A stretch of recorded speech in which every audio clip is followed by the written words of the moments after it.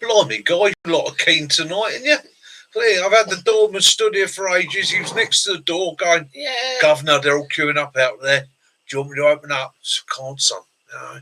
Licensing hours. Can't make the licensing hours. Hi, Kiwi. How you doing? John, hi, mate. Stealth, how you doing? Dirty faces as usual. How you doing? Derek, my brother from another mother. How you doing?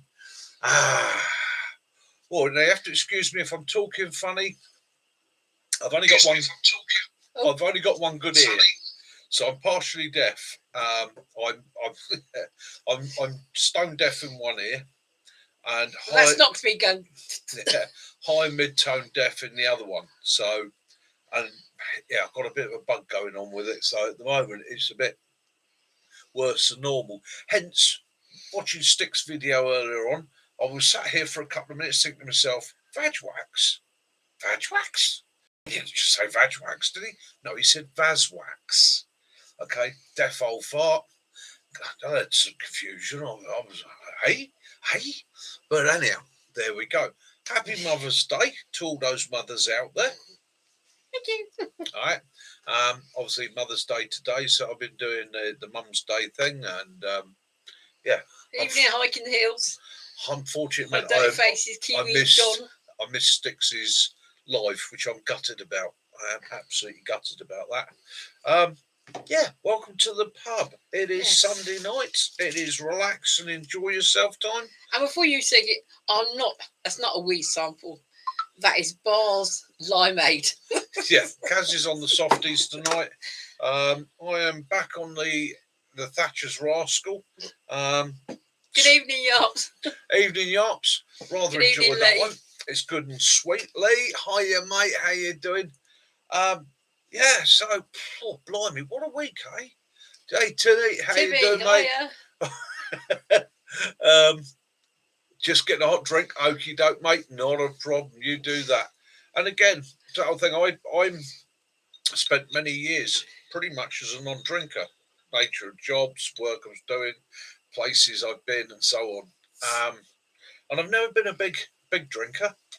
I've always enjoyed a little glass or something. And it's only in the last year doing this, Sunday night, I allow myself a bottle of cider.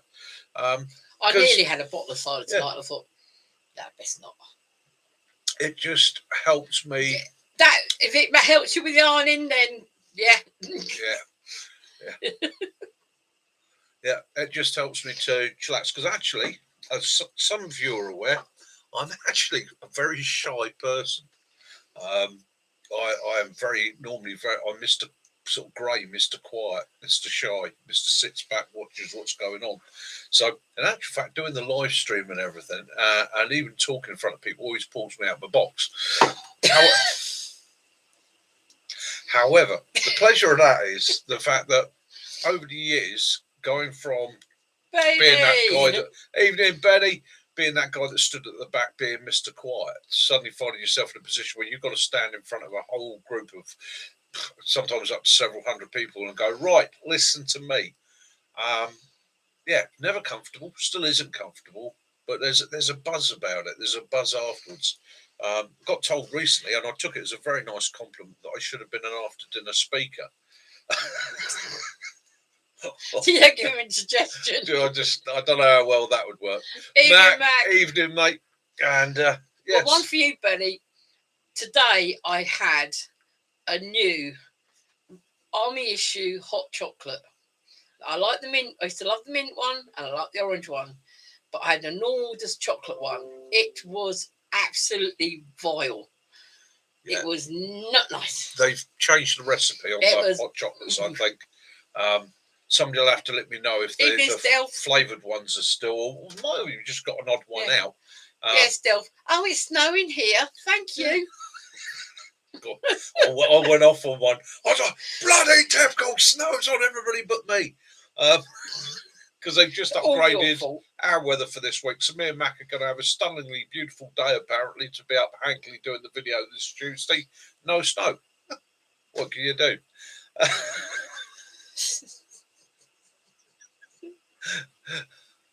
Boring. Don't talk to me about boring drinks. Well, Benny, Oh, I look. have one of the new, latest, and in date, well in date, Well, it really does. well in date. New release Can I open it up ration later? packs. I'm going to open up later on, and we can explore the inner workings of this together. Okay, we can delve right in. No, it doesn't help at all. We didn't get any, so no. I'll tell you what, if one flake was to whistle silently into my garden right now, I would probably start naked, go and sit on it, and rub sticks together until I've made a fire. No, I don't care if you want snow went. We didn't get any, so it's no good you Keeps put asking a ribbon on it and like a bunch of flowers. how did the recovery go? Wow. So we got there, and basically it wasn't their fault. A group of Gurkha lads. Basically, it was an event being held at the weekend, and it was a command task event for various people. So you had lots of units there, infantry and all sorts of other strange people, and each one was running a task. And these poor Gurkha lads have been given a corner of the field, told take your minibus down there, set your stand up down there, and all the rest of it. And the field was fine until you got to this one patch. It was about 20 foot long and about 10 feet wide, where you literally stood in it, you sank. It was like something out of a Carry On movie, the cesspit scene or something like that. It was literally, you hit this one patch, you went, and they'd done that. It had gone to the axles on the front of the van, and they'd had all the other guys down. They'd all tried heaving on it and everything else. Wouldn't come out. So, yeah, we got the call, got there. Of course, the first thing I do is I turn up. We're better off, Mac. I turn up and went, any engineers or any sappers here? They went, no, we've got no sappers here today. I went, that's why it's still stuck then, isn't it? There you go. Me and Jace got it hooked up, got it winched out, and yeah, it was recovery.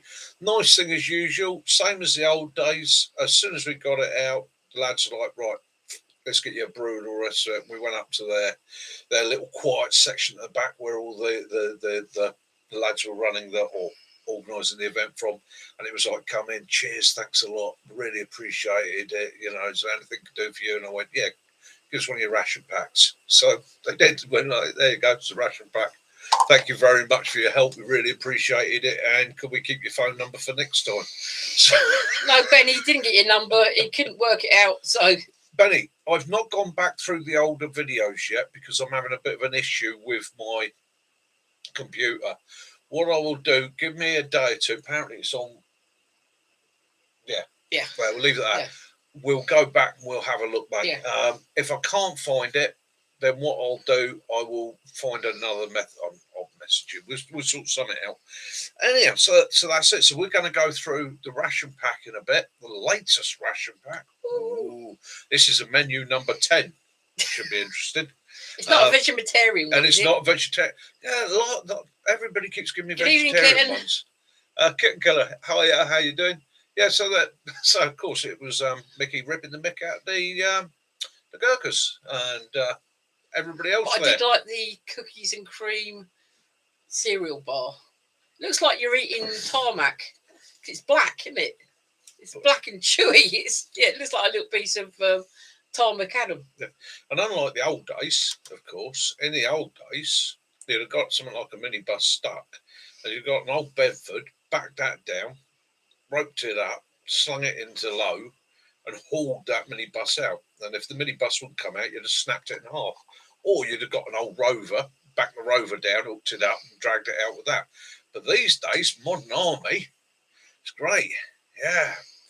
No, you don't need any 4Bs for this exercise, lads. There you go. We'll give you a load of White Fleet minibuses now.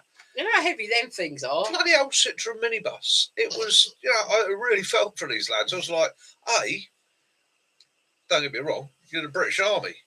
You should be driving in something that goes, we're the British Army, don't mess with us. And should get you out of the poo when you get stuck. Not some hired white minibus. It's a bit rough on them, I thought. Benny, it's mail.com, not Gmail. Mail.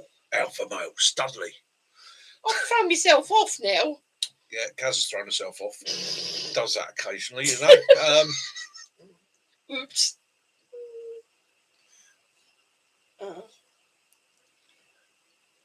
I'm back. Right. So so anyhow, hi John. Now, have I missed anybody this week? Hopefully, I haven't missed saying hello to anybody yet. Do you want to have a look at this ration pack there? Shall I crack this open? Shall we see what we got in it? Yeah, why not? So, what is it dated till? 2029, I think, something like that. All right, so it's mess tin. They didn't give me the mess tin. It's my old mess tin, but I was having a play because they gave me the cook set with it as well. Cook set goes into the mess tin. Nice. One daft thing with that, I've not opened that up yet. So I'm noticing it already and thinking that's bloody silly. So let's have a look. Got me open L. Right. Nice set of instructions. Yeah, some contrast to the French. Did they subcontract to the French?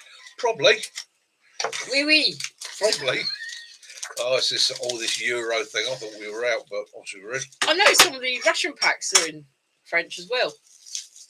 Right. So, let me change my glasses, put the reading eyes on. With the cordage, and then that way I don't lose them, so they can hang around my neck. I shall hold the package so I can. Right. Oh, it's like Christmas. Okie doke. Burning well ventilated area. Take care near open flames. That's one thing you've always got to tell a British serviceman, isn't it? Be careful with fire. Burn only one dragon fire solid block at a time. Second block may be added when the first is nearly extinguished. If in the eyes, rinse cautiously with water for several minutes. Fire in eye! Be cautious with the water. Don't splash it. Fire dragon blocks liquefy if lit. Okay. Batch number and all the usual gubbins on that on the instructions. Okie doke. So you get this nice little cooker. And it's quite well put together. I think we've all seen these. What I think's daft, bear in mind they're coming from the same supplier. There's no why not, instead of giving you that separate,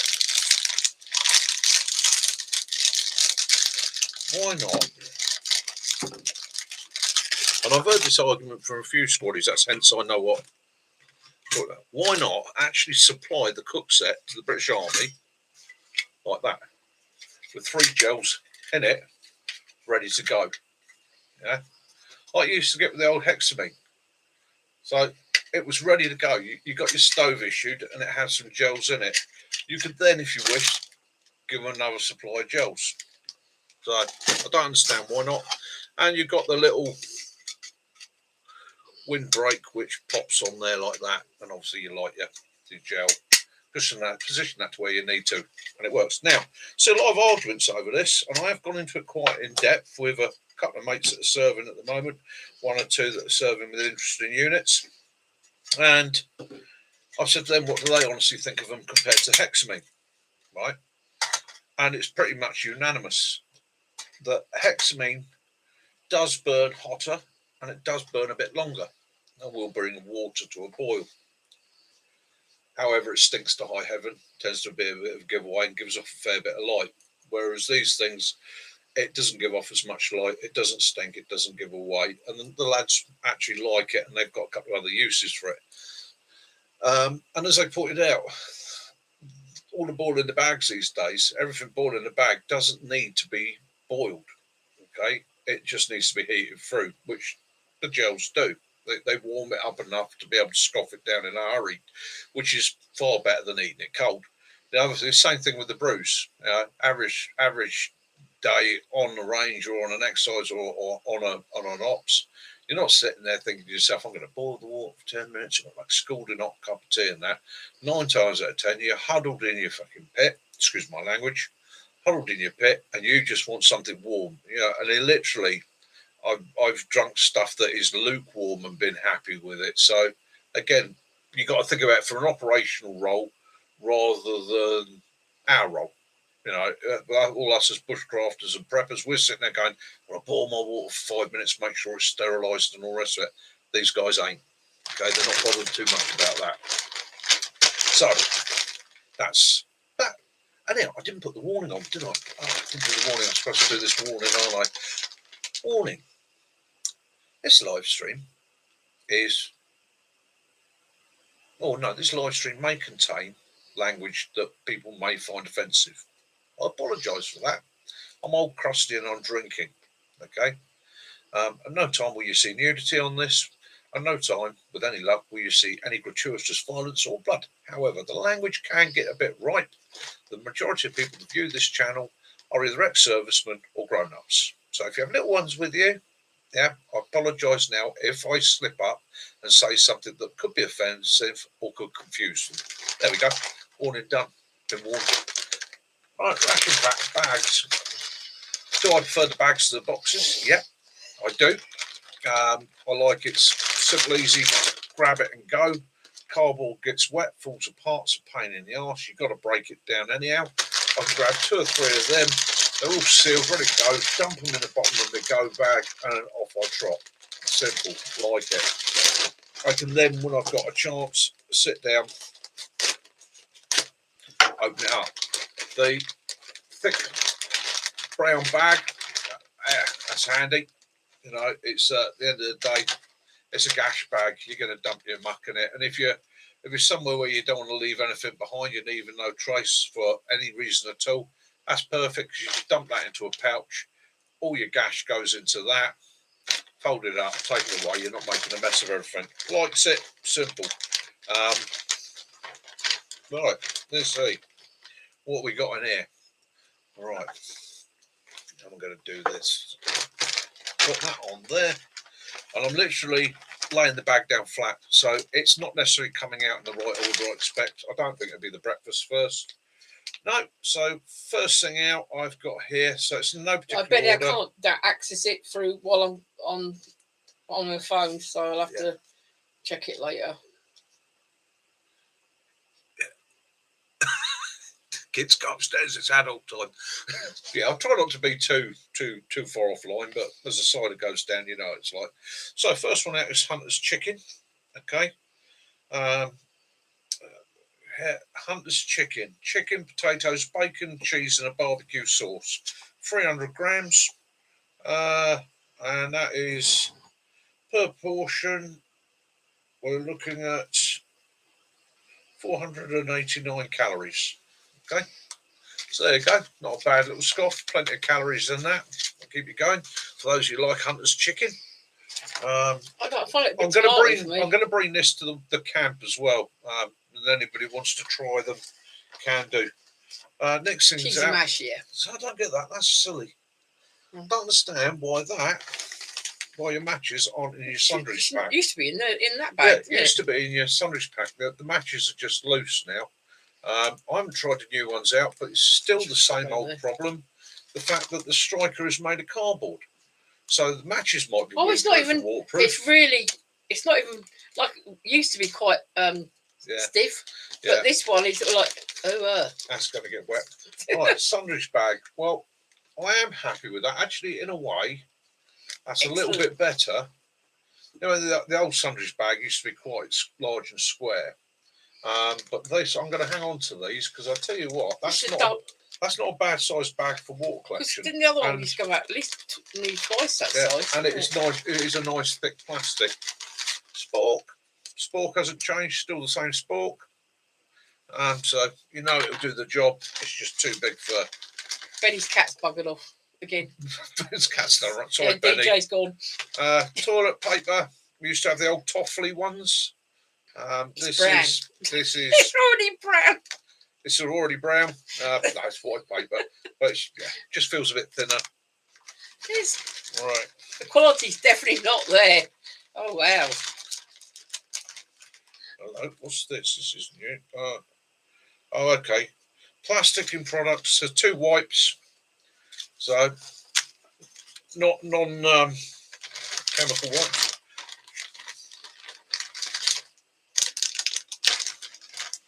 And as it warns you, There's plastic in the product. Yeah. Okay, dental gum. 1, 2, 3, 4, 5 pieces of chewing gum. Okay, in its little pack. Yeah, dental gum. It's worth having in there. And I know from one of these I did recently, I am disappointed in a couple of things because I don't think it's fair on the lads today. So I have got Yeah. 1, 2, 3, 4 cream. Do you know what? This is stupid. Right, sugar and creamers are exactly the same packages now. That's handy when you're sitting in low I'm glad light, you got it all right. trying to make your brew. That's a bit. Yeah, Yeah. you confuse those easy, and you get enough for 1 creamer and 1 sugar sachet for each drink, and you only get hot drink wise 2 tea, This isn't. 2 tea, 2 coffee. Okay, It says batch it. batch it. Batch it. Look. Does it says batch it? That'd be the. That's the sugar because you feel it's crunchy, but that must be the milk powder. Well, that's lovely, isn't it? Yeah, packed in China. Coffee.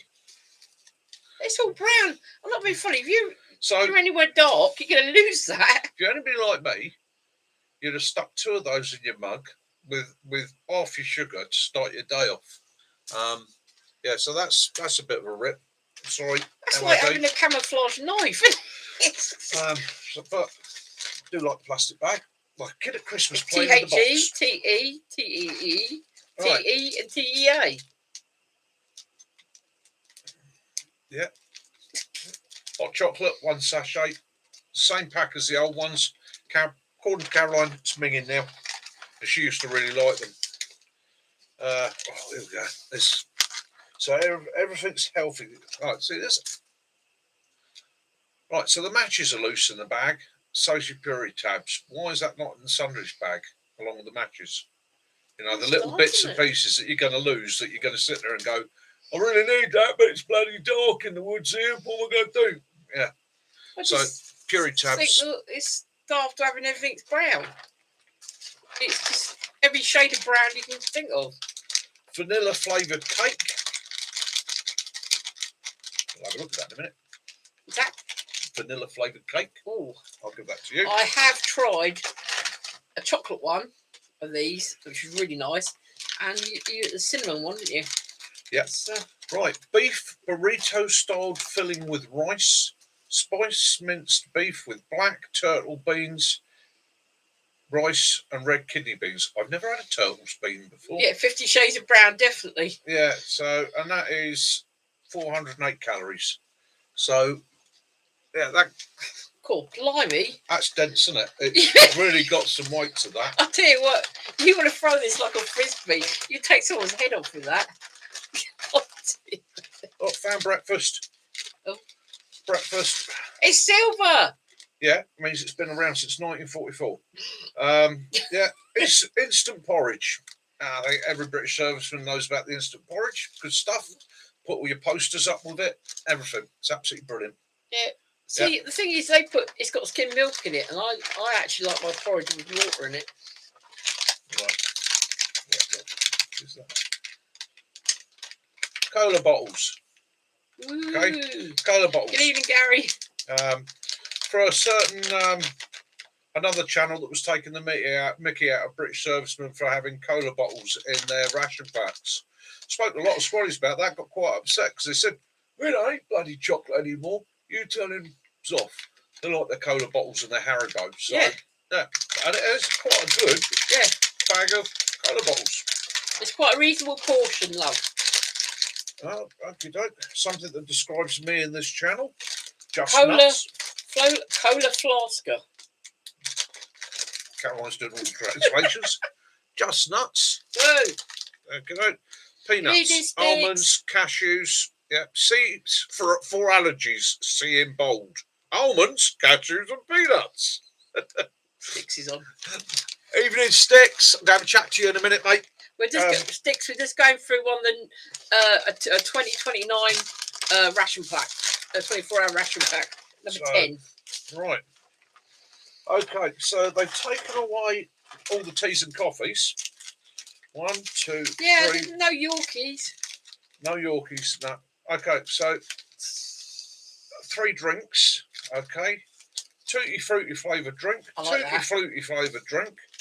Fruit flavoured drink. So it's nondescript. And the one that scares me, fortified energy flavoured drink. Yeah. No, fortified energy drink powder with flavour. So I kid you not, guys. with flavour, With flavour. just in case.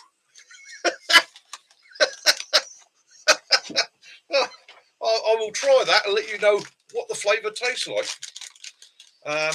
Funny enough, these drinks are actually packed in the Czech Republic for Vesely Foods UK, Bedford Road, Petersfield. Petersfield, just down the road. And we got apricot oat biscuits, 50 grams. Okay. Everybody's telling me that the new biscuits are actually, unlike the old, apparently these are a lot better than the old biscuits, brown and that. Well, they're definitely thinner. Q wants to know, is that It's like a digestive with apricot. is the burner and the gel giveaway tonight? Who's that? Who wants to know that? Kiwi. Kiwi. Because he missed out. He missed out on the live. Yeah, we'll make that a giveaway tonight. Two sachets of hot sauce, El Sambal. So those of you that like it a little bit I love warm. Screech. Any flavour Screech. I actually like to mix the two up together and then drink it. So, And the last 2 items that I'll keep. It's always worth keeping. Yeah, peanut butter. whee. Great survival food. Okay, not everybody's cup It's of tea, I smooth know. though, isn't it? It's Yeah. not. And a fruity nugget bar. Okay, so that's the new Pindacus. 24-hour ration pack. That's what you're getting in it. Pure arachid. So personally, I think the menu's all right. Put fruit in it. I don't like fruit in it. I think the menu's all right. It seems a bit highfalutin for me. You know, it's like burritos and that. I mean, in my day, it was beef stew and dumps, breakfast, and all the rest of it. So you just Welcome back again, D. it was basic stuff. But He wants it. what I do like is things like the nuts.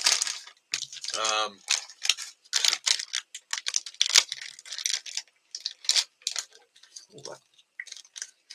Ooh, this is interesting. Ooh, cake comes wrapped. Ooh. Now, bear in mind my era, I can remember the ginger pudding. So, what does it look like? Kiwi. Spongy. Give us an email. It'll be wigging its way to you. You know what? Unlike It looks some of like the pastry. some of the cakes I've had out of a ration pack in the Dense. past, it is dense, Yeah. but quite moist. You don't need a set of steel teeth to eat it. I go all right with a cup of tea. For a brew. Yeah. So I think, as I said on a video that I did once before where I compared old rations and new rations, modern rations are designed for the tastes of the modern soldier. They're designed for the young men and women that are serving today, not our generation. I said that burrito is really hard. They are Dense. nutritionally better balanced. I'll put it in and make sure that he bullshit don't get hold of it. Things that do disappoint me is you could do with a couple more coffees and a couple more teas, but then young people today don't drink as much tea and coffee, I suppose. Things like the nuts I like, because again, bag of nuts, sling that in your pocket, okay, you've got something you can just go to as and when you need to, and it's going to be good source of energy. The packing system's definitely better than the old cardboard boxes. Definitely better. I think it could probably take a lot more abuse than the old cardboard boxes used to. So, yeah, would I be happy with it? I would, but I think in my kit I would be carrying my own coffee, my own tea. So what I did anyhow. To be honest with you, some fucking ration packed tea bags were absolutely disgusting.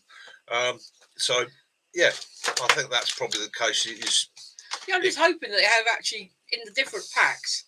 They might have the orange or the mint hot chocolate because Okie doke.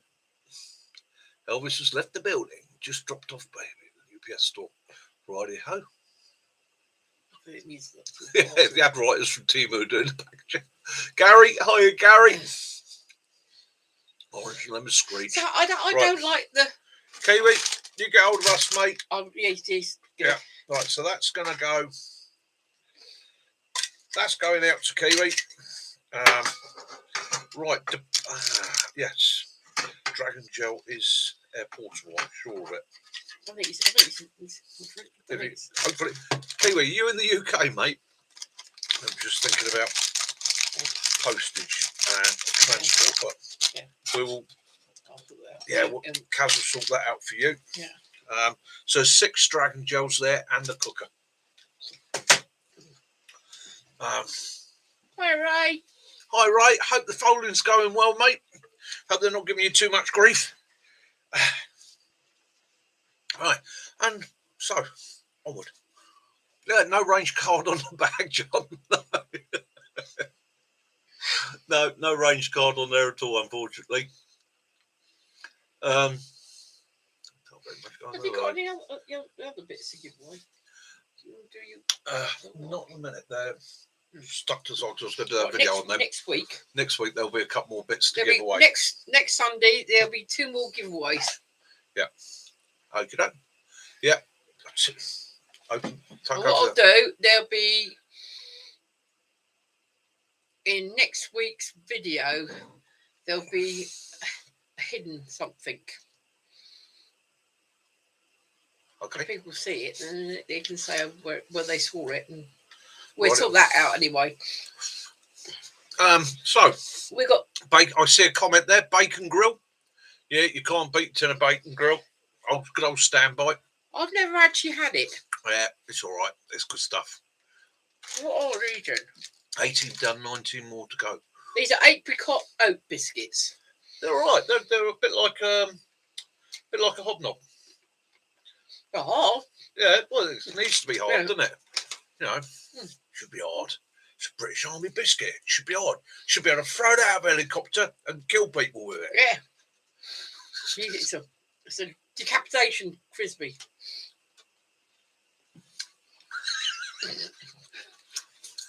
You got margarita. I've got. I don't know. Bars limeade. I don't know if they are, Benny. Yeah.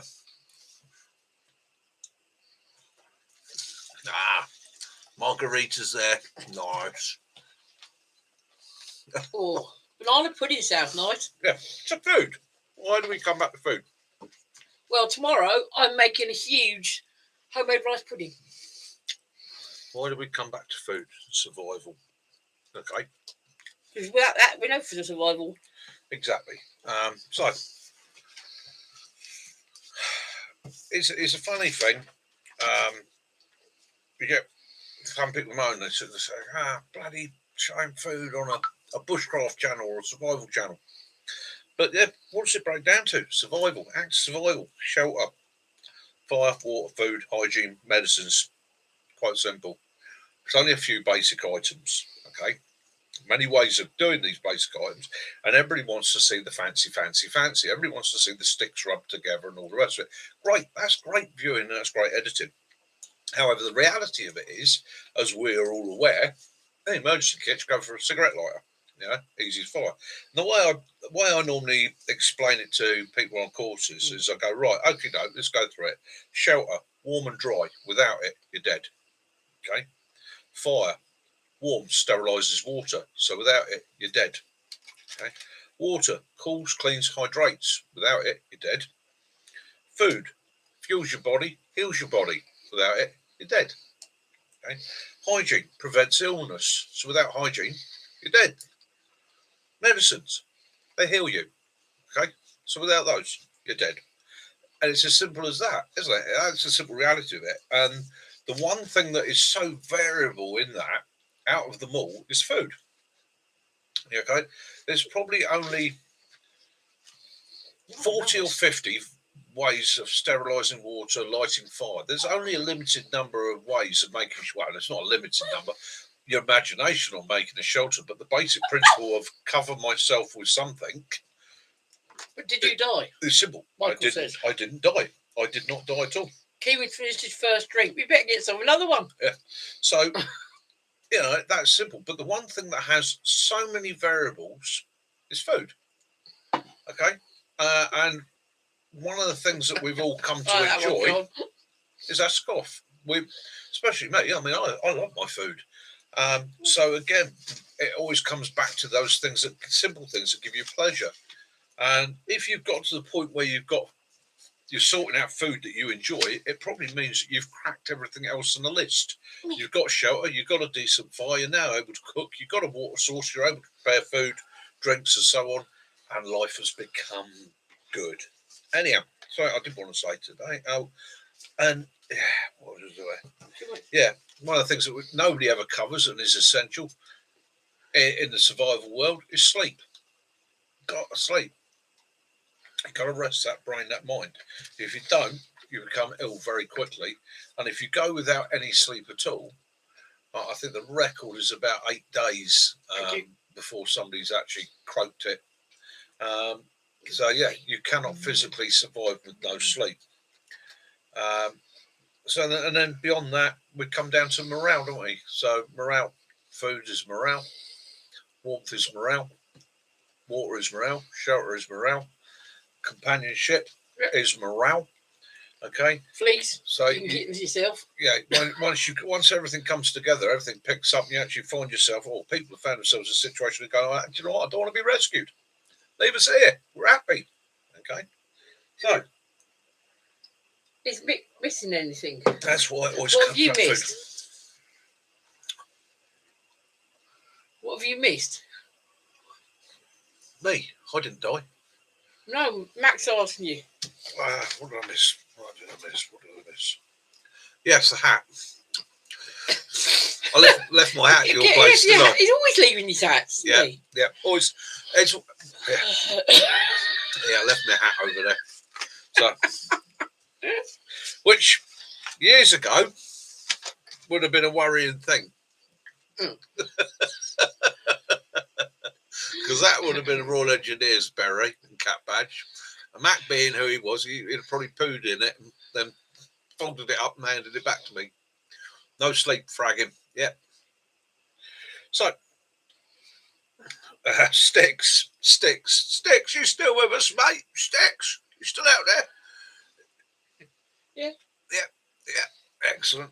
So, Sticks, I just want to say, look, really sorry, mate, I missed your live today. Unfortunately, doing the Mother's Day family thing, mate. So I missed it, and I'm gutted. I'm so sorry. I watched your video, mate. That wasn't a fail. That's a success. Okay. You burnt it. Right. Not bad that day. You said someone nicked his lightweight. I remember that. It was a success, mate. Okay. The firelighters, absolutely brilliant. Absolutely brilliant. If you're coming down to the camp, I want you to give me a run through on those, because you made a brew on a firelighter. That your homemade firelighters, that's absolutely awesome. I like that. I will have a go at that myself. I think I will say, as I pointed out at the beginning of this video, being completely deaf in 1-year-old, half deaf in the other one, and suffering with something at the moment that's making it sound like I'm listening through cotton wool.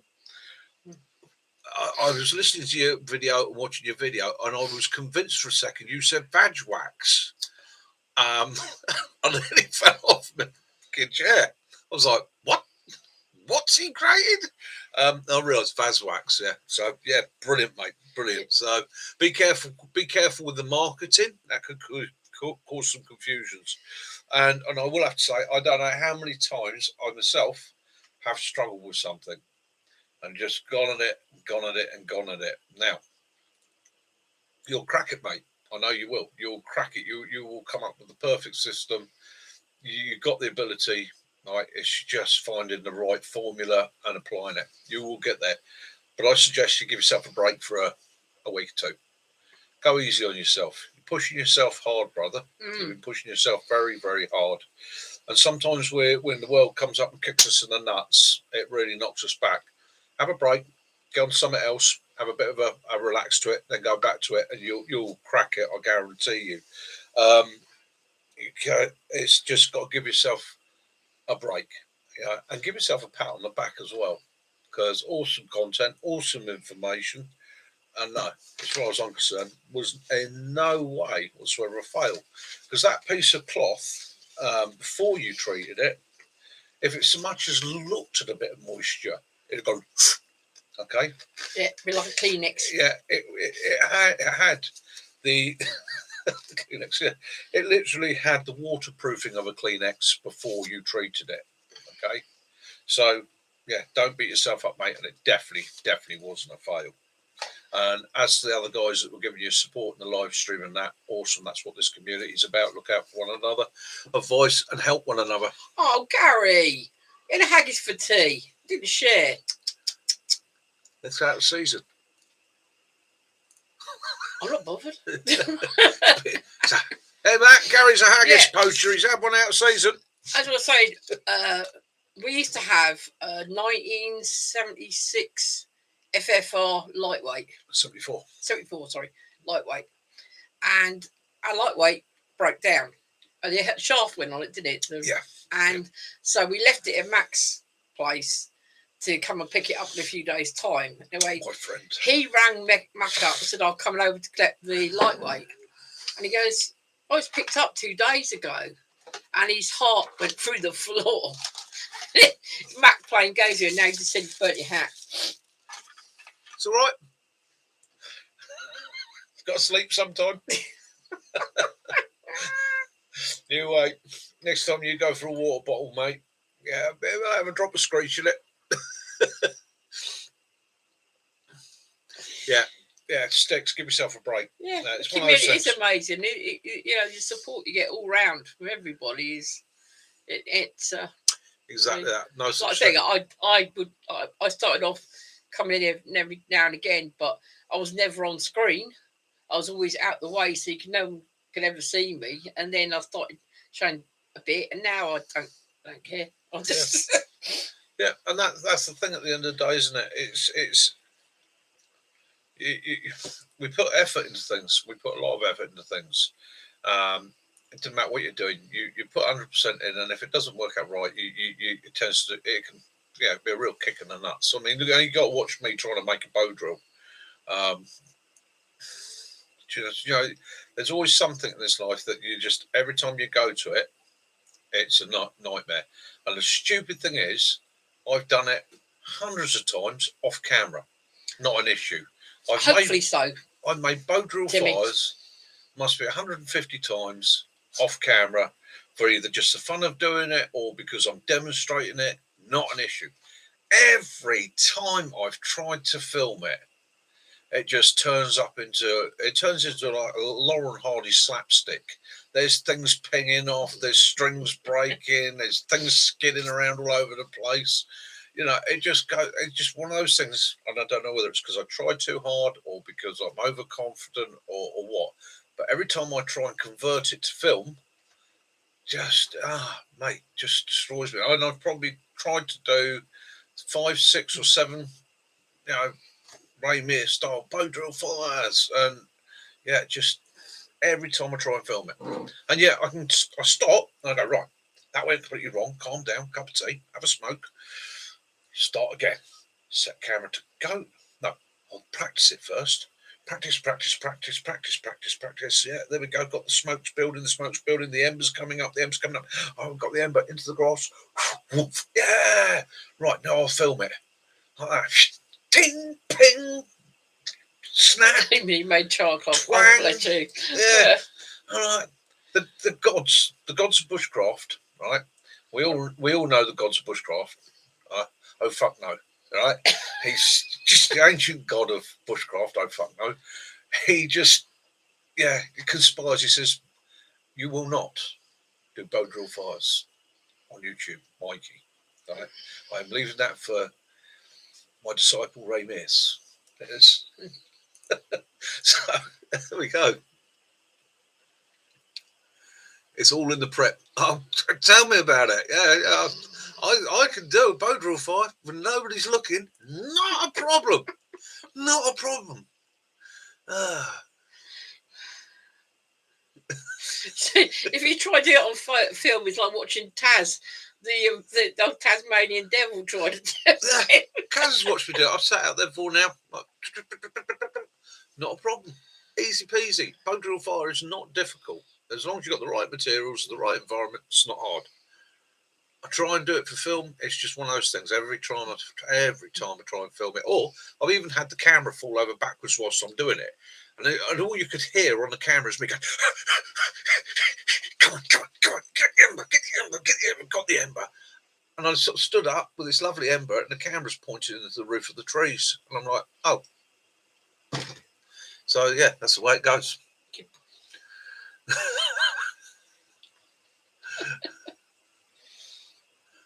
Oh, yeah. Anyhow, there we go. Yeah, cheat.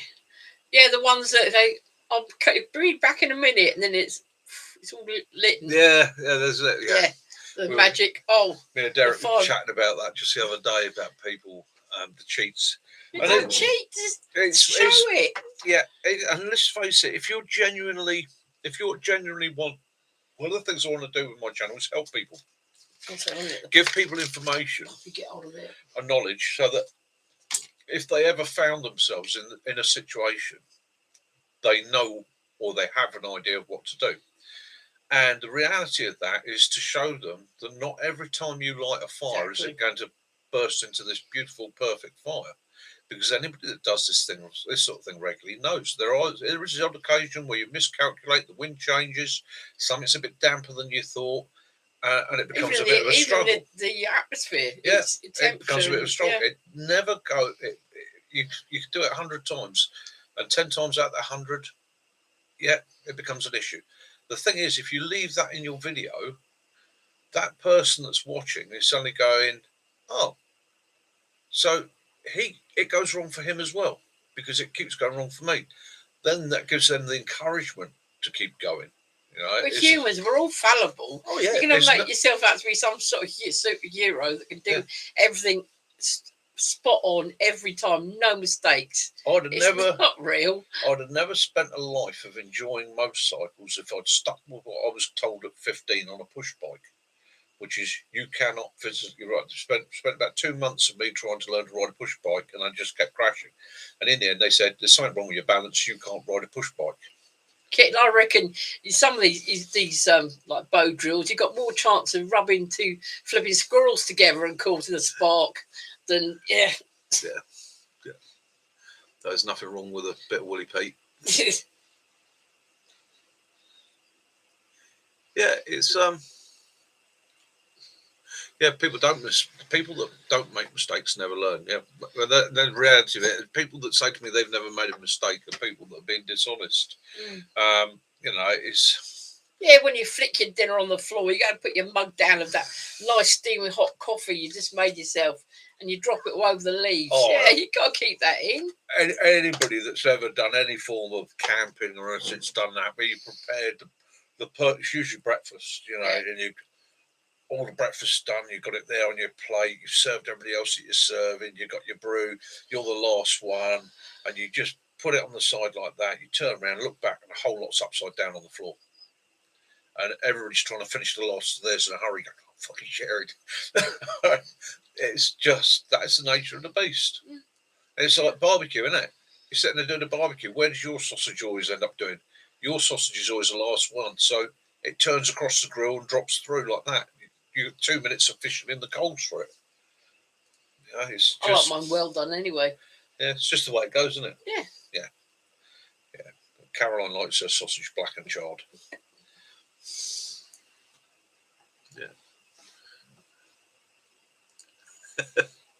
Yeah, it's only a bit Yeah. of leaf. A little leaf litter and Crunchy that. floor breakfasts, yeah. Yeah. A few of those. 3 eggs. Yeah. And again, that's all part and parcel of the truth and the reality of it. And then again, so it doesn't make good viewing to like every video go, "Yeah, completely fuck this up," right? But When you make your drink and put it down and some fly or moth decide they're going to do kamikaze and I try and leave those sort of things diving in. lessons in it. I try and leave those sort of things in, especially the ones that I think are funny.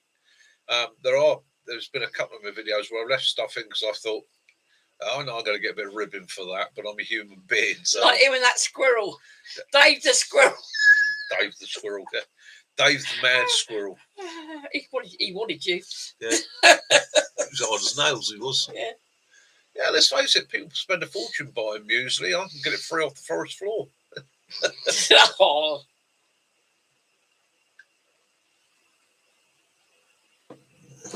Eats the bugs. Yeah. Yeah. I've done that a few times. Yeah, I've done a couple of those intentionally. It's just the old moth sandwich on the motorcycle, 10 o'clock at night, 60, 70 mile an hour, open face helmet, lovely summer's evening. Oh no. That's gutted for you.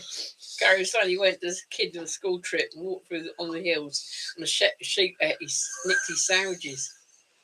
So every time you eat lamb or mutton now, you just grin to yourself. Yeah. You're like, yeah, that'll take you.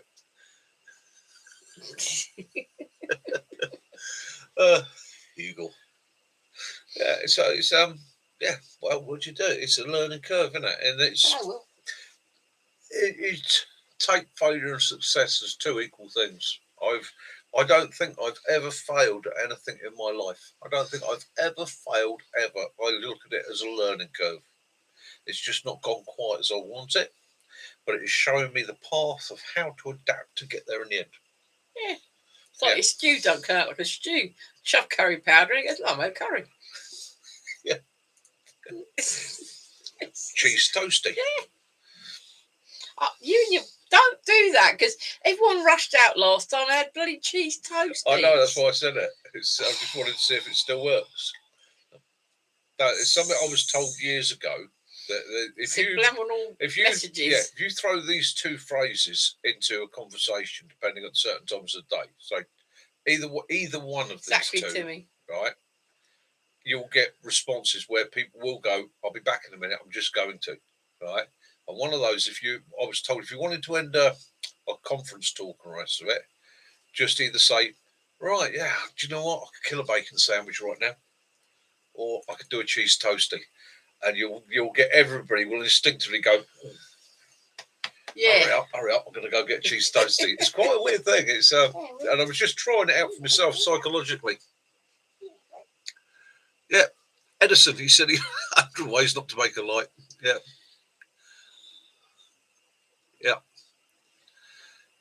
No, that I like. Fall down 10 times, get up 11 times, winning. Definitely. There you go, Sticks. Everybody's behind you, cheese and bacon. Luckily enough, we've got cheese and we've got bacon. Oh yeah. Katrina's going to stop the chat now. She's going to go watching the All right, lovely. On telly. She's going to carry on watching it on the telly. All right, yeah. You're going to see me on the big screen, darling. All the last time in. We've been Betty. Cooking show, yeah. One for the ladies. See, Timmy, if you'd been quicker the other day, we could add squirrel to do. Yeah. We've done one before now on the Ranger doing in a George Foreman toaster. Yeah. Like. I'll tell you what was funny with this recovery actually Saturday. Turned up 6 Gurkhas stood there. Okay, so I turn up with Jason and the rest of it. The WO2 that's taken us down there, he's turned around and go, I'll leave you to sort it out. I turned around to the girls and go, "Who was the driver?" He gone. Hi, Nikki. He'd done a runner. That's Benny's on roll. Hi, Nikki. How you doing? Yeah, she heard me say one for the ladies. Yeah. Hey, hey. Hello.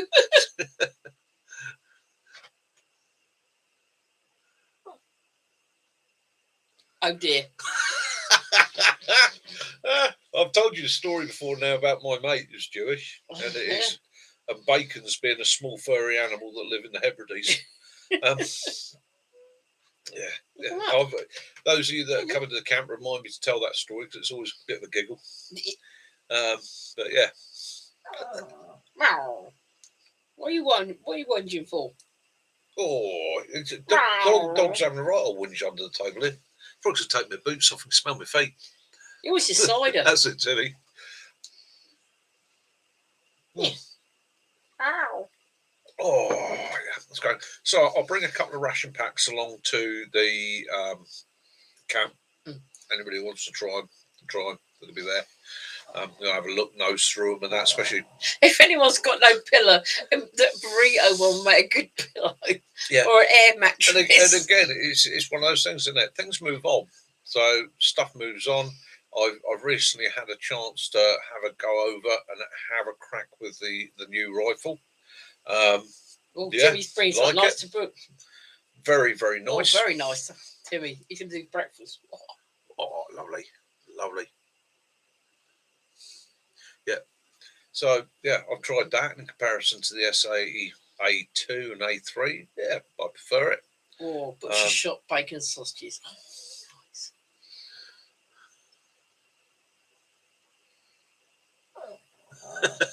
Hartley, what's for dinner? Bacon. I'm not a cannibal, you know. Hartley.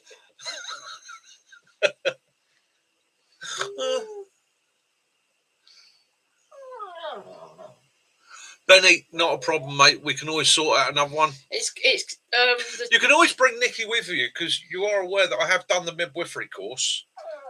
So I'm fully qualified midwife. It's the 31st of May to the 2nd of June. Yep, I've got some bungee cord. It's nothing to worry about. No, Nikki, bless you, sweetheart. Yeah. Go steady. Yeah, and I'm sure Benny will take very, very good care of you, as will Brooke. I'm sure she will be involved. Good evening. Baby. Yeah, GL's. That's Yart's eldest son. Hello, Yart's eldest son. How you doing, mate? On the west coast of Canada. Very nice. Awesome. I bet you got snow, haven't you? Yeah, you have some snow. Excellent. Oh, excellent. Canada. I was speaking to our son earlier on. He's in Prague. He lives there. Timmy, let's not go there. I'm sure Nikki's worried enough as it is. Yeah. You know.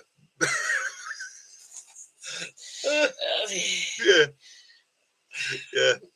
It's yeah. So, what can we get on to now?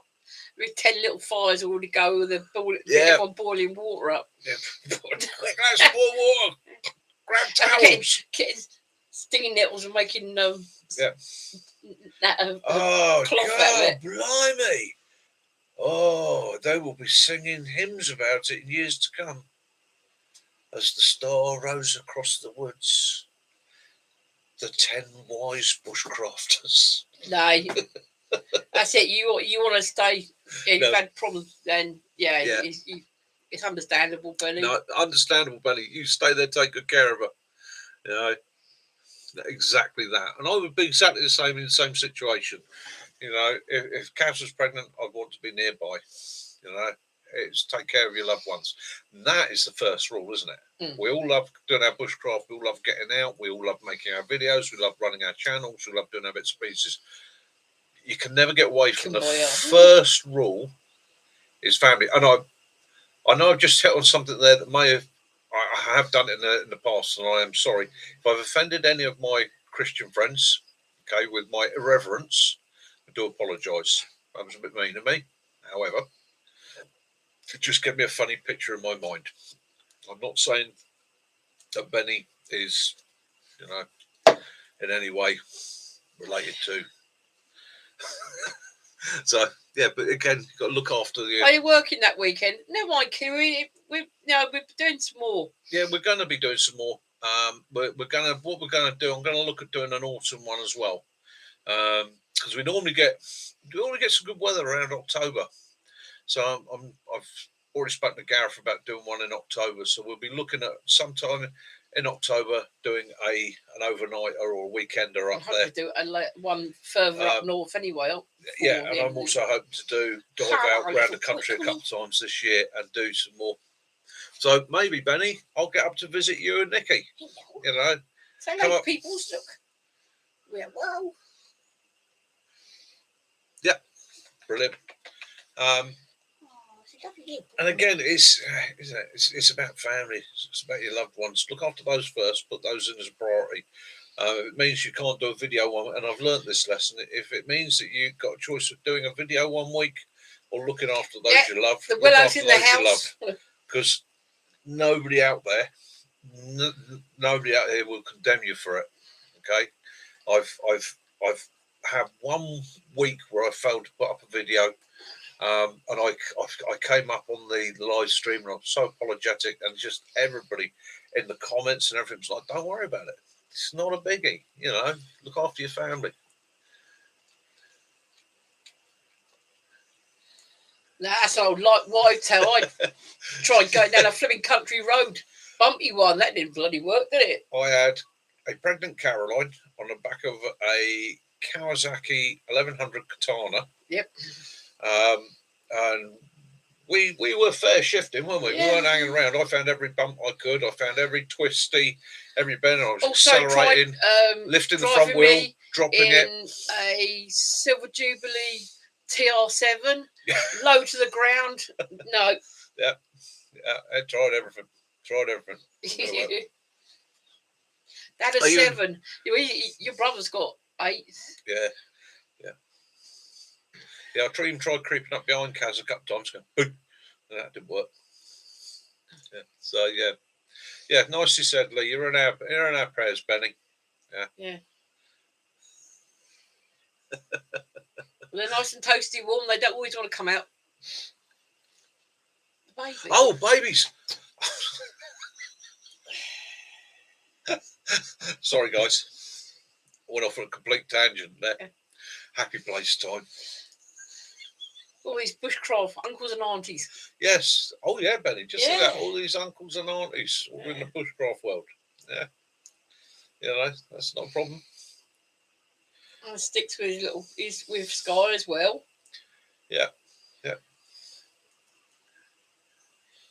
Mickey drifted again. Yeah. I'm sorry, mate. It's been right. Yeah, I'm a bit of an admission here. So for the last 3 days, I've been taking amitriptyline. I'm suffering with shingles across my back again, which is giving me a bit of grief. So I'm taking tramadol and amitriptyline for that. Probably having the cider on top isn't helping. So if I do waffle off, or if I just suddenly, please don't panic. I'll be fine.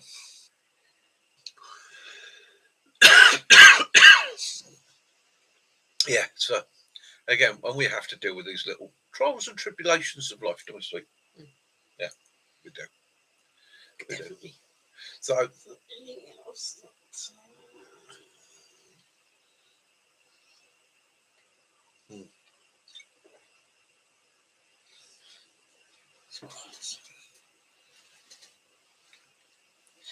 Can't eat a whole one.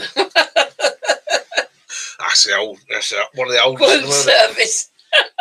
Love a baby. Could eat a whole one. In actual fact, so I met I met Mac's little grandson. Roman.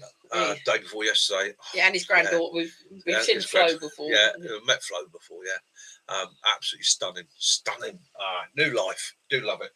So yeah, where can we go? Let's see. Is there anything on the wall of shame that anybody wants me to get down, have a look at, discuss, show you, or otherwise? Gary, if it gets too much, just twat you outside the head with a sport.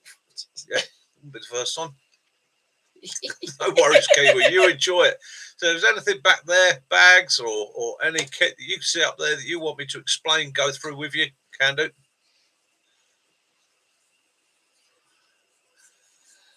Yeah, that's why I won't do anything in the forge all the time. I'm on medication, mate. It's very easy to do. Old metal fabrication, dangerous number that. So that's where you get it from, Benny. Metal fabricator. You're one of these geniuses that can look at a bit of metal and go, yeah. See that sandwich? I would have eaten that bacon. Yeah. I would have eaten that. That bacon looks nice and well cooked, crispy. Yeah. So I did in the tin. Crack me up.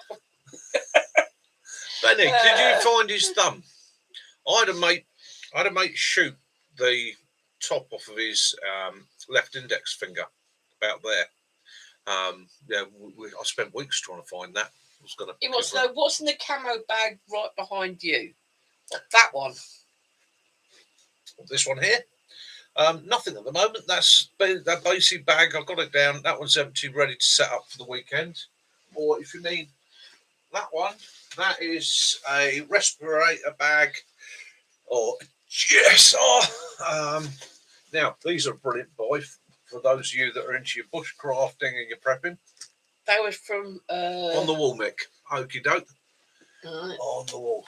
So it's got to be up there.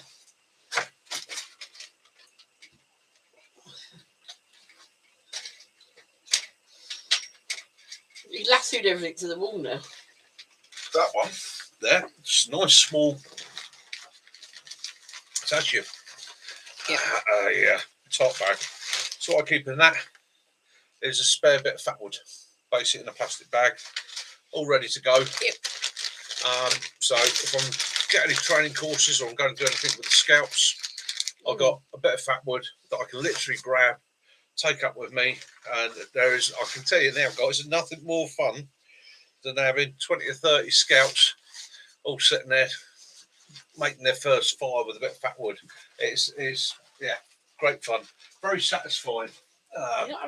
Especially as there's always one that doesn't have the confidence or doesn't feel particularly confident. We all know, we've all come across it in the past. You got a little quiet one in the group who stands back, and you see them moving back down the queue usually, and so you make a point of, you find your best bit of fat wood, it's going to really work well, and they do keep you get to set it up for them, so they crack it, and then you get that spark in their eye that I've done it, real sense of achievement. What's the most useful and the most useless tool? My most useful tools, right, out of that lot up there, my most useful tool is going to be the one I showed on videos the least, I suppose.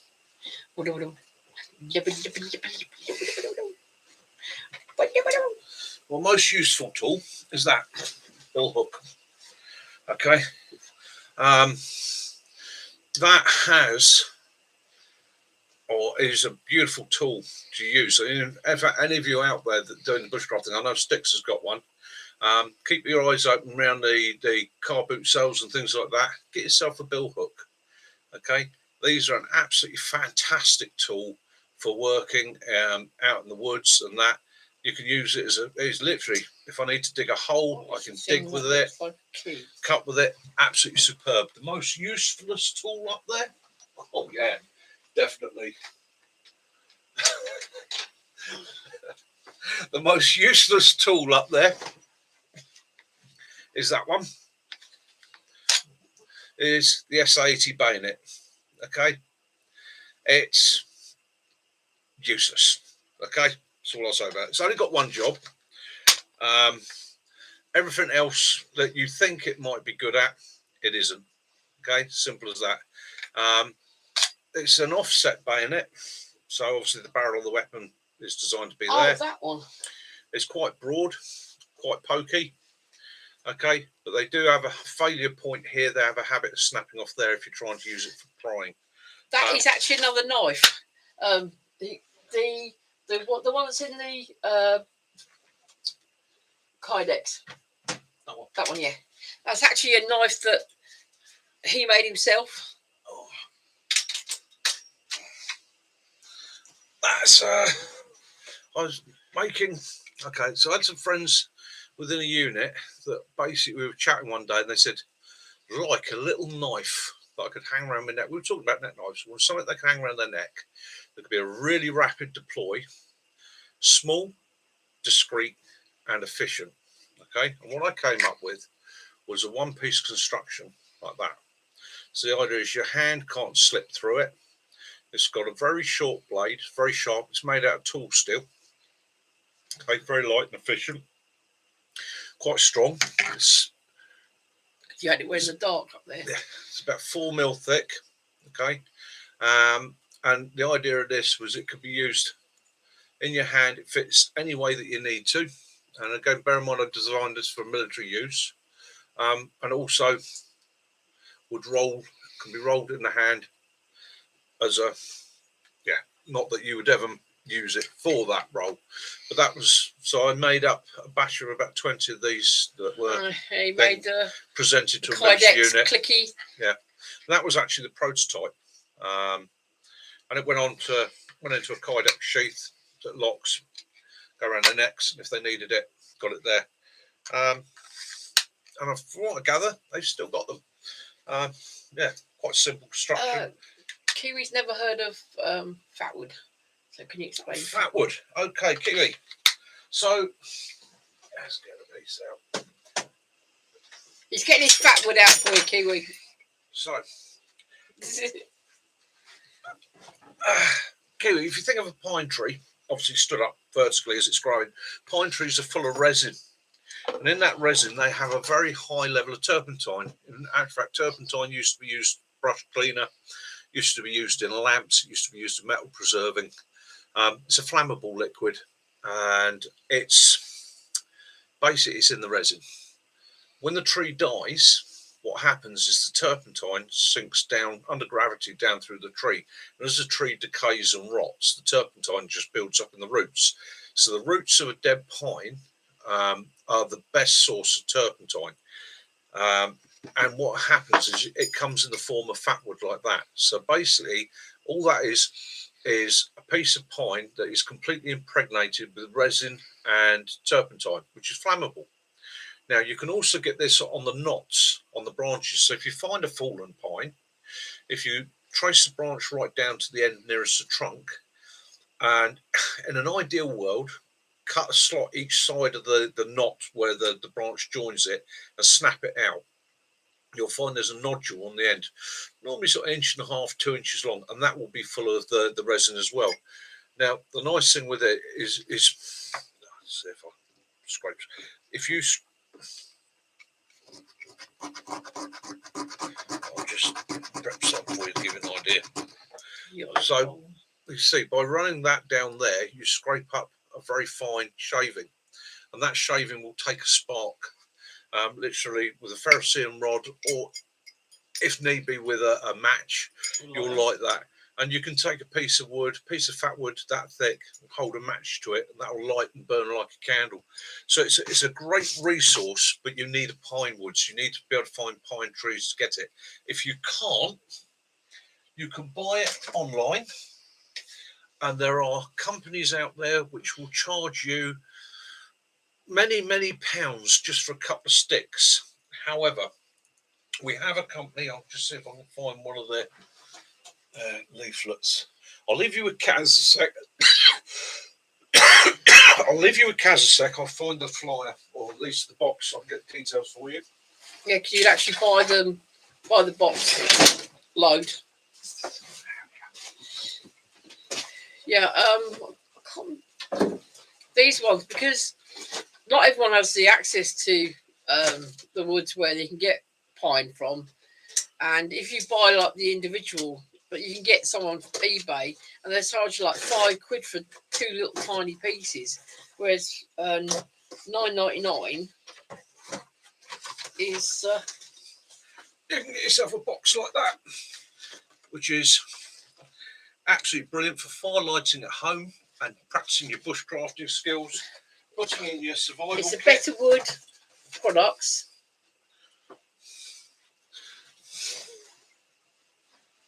And that was, you can get it on eBay or Amazon, wasn't it? Yeah, Amazon. Yeah. And they pledged that for every 3 trees that are taken down, they plant a new one. They actually, And it smells. all the fat wood that they gather. So basically, in the old days, it was only really the guys that were felling the trees, the country people knew about fat wood. So it wasn't even used. The stumps were just ripped out, put into a pile and burnt.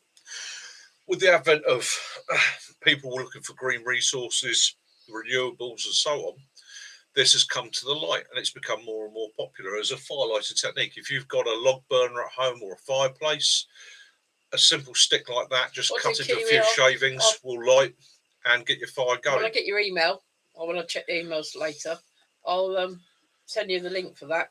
Yeah, it's a great resource, and to be honest with you, it doesn't take a lot of practice to get used to using. It's one of those things that, for me, when I'm demonstrating firelighting for people up in the woods, especially if it's a really, really rough day, we'll go and have a look around the woods. We'll find a couple of pines.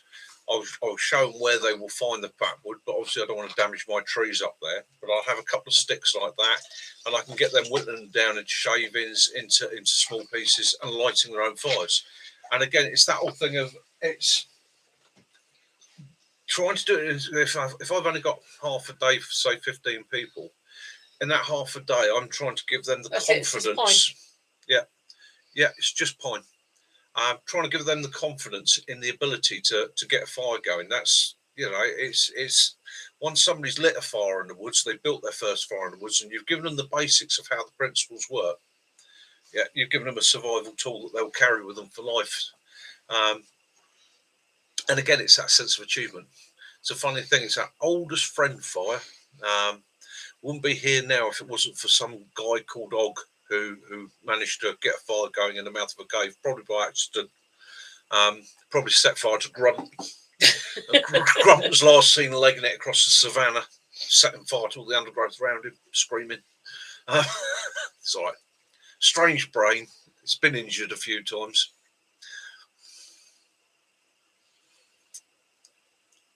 Yeah, I was actually hoping. Look, Sticks, could I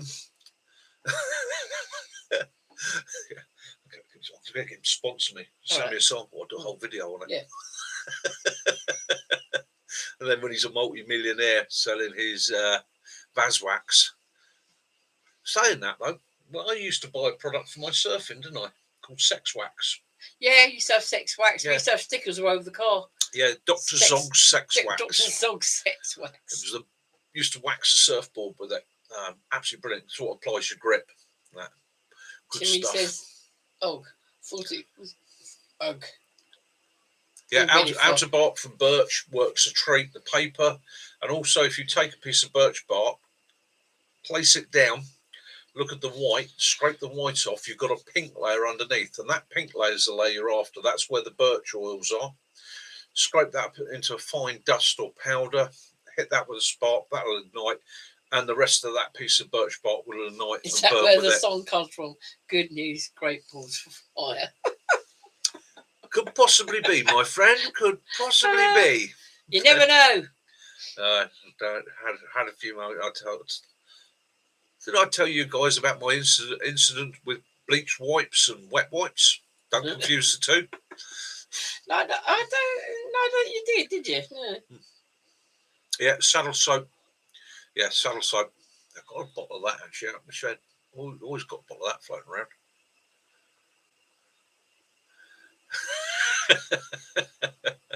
Mate, do you know what? You're on a winner there. I mean, that was what these boxes of fat wood. I was sitting there. I said to Kaz, do you know what? I had a look on eBay and I had a look on Amazon. I could buy a box like that for £9. Do it in bundles of 3. Drill each one. Put a bit of paracord around it. They're selling for £3 or £4 each. Okay, then you stick the postage on top. The streak. The streak. Now, that was a good old song, wasn't it? Yeah. You say that. I'm trying to think that there used to be a shop in Bude in Cornwall we used to go to, and it was Granny Fanny's fudge factory.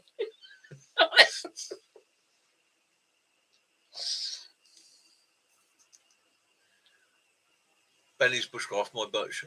I told Of Benny, course. yeah, mate, don't knock it. Don't knock it. No.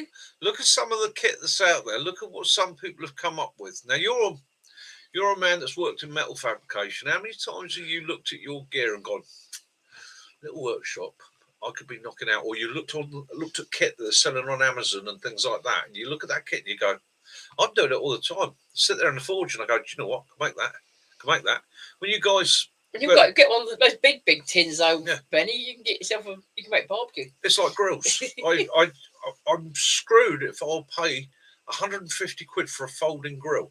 Right? I made my own. It was. I've got it up. I've got one of them up here. Yeah.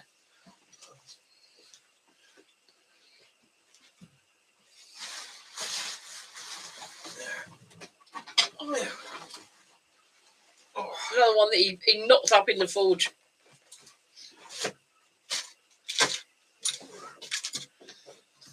In your Another item worth keeping your eyes open for. Come up cheap on the army surplus.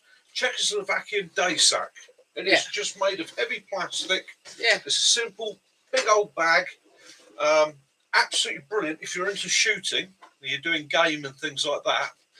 Absolutely fantastic for quartering up a deer and bringing the deer home in. Do you take a bit?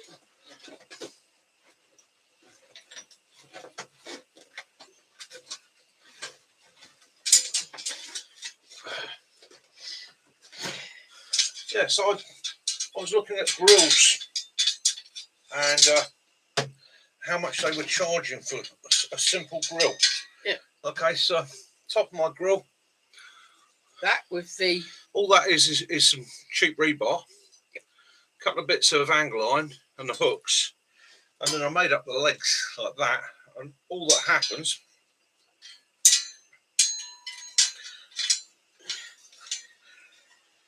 Hand out of the way. So the legs hook on like that. That's 6 over 5. And then it sits over the floor. One set of legs at each end.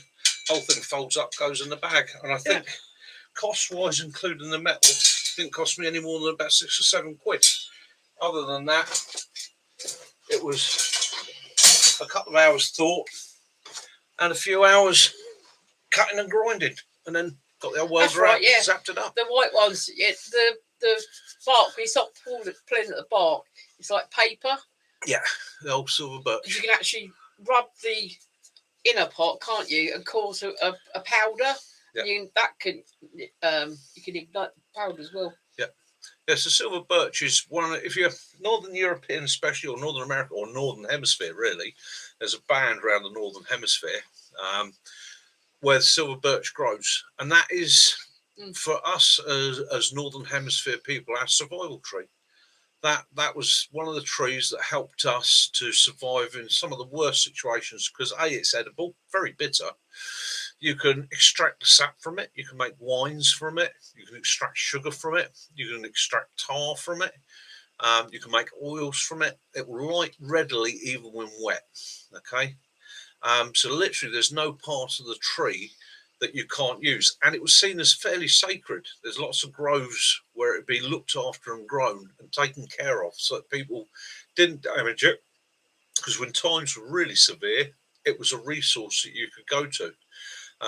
So again, if you're the best thing to find is dead and fallen silver birch. It doesn't matter how rotten the wood is in the centre, the bark would still be good.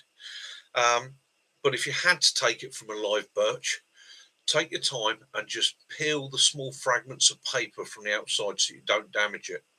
If it's a bit more severe than that, you take a square of it, don't you? Yeah, if you have to take a square of the bark, never right round. I always just take one small square off of a face so it doesn't go all the way round. And then what I'll do is I'll take as much effort as I can to seal that back up. And one of the things that I will use, I'll dig out my reel of duct tape, give it a couple of wraps of duct tape so that seals that, stops any bacteria, any fungi, any nasties getting in there and damaging the tree, killing the tree. Because it is a sacred tree. You want to take care of them. So that grill is so. You get some of the cheaper grill. Well, they're not cheap, are they? Yeah. Online, and you see people put something on it, and it's wobbling. That you can almost sit your arse on it. I know you don't want to do that because you're going to burn your bum, but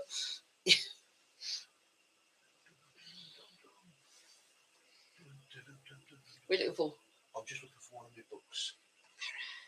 I was trying to find one of my tree books. Yeah, I like a bit of venison. Put it in the other room. Do like a bit of venison. Yeah. I'm very lucky because next door she's got myrtle, and myrtle it tastes really nice on rabbit or venison. Yeah, let's get on to some books. Right.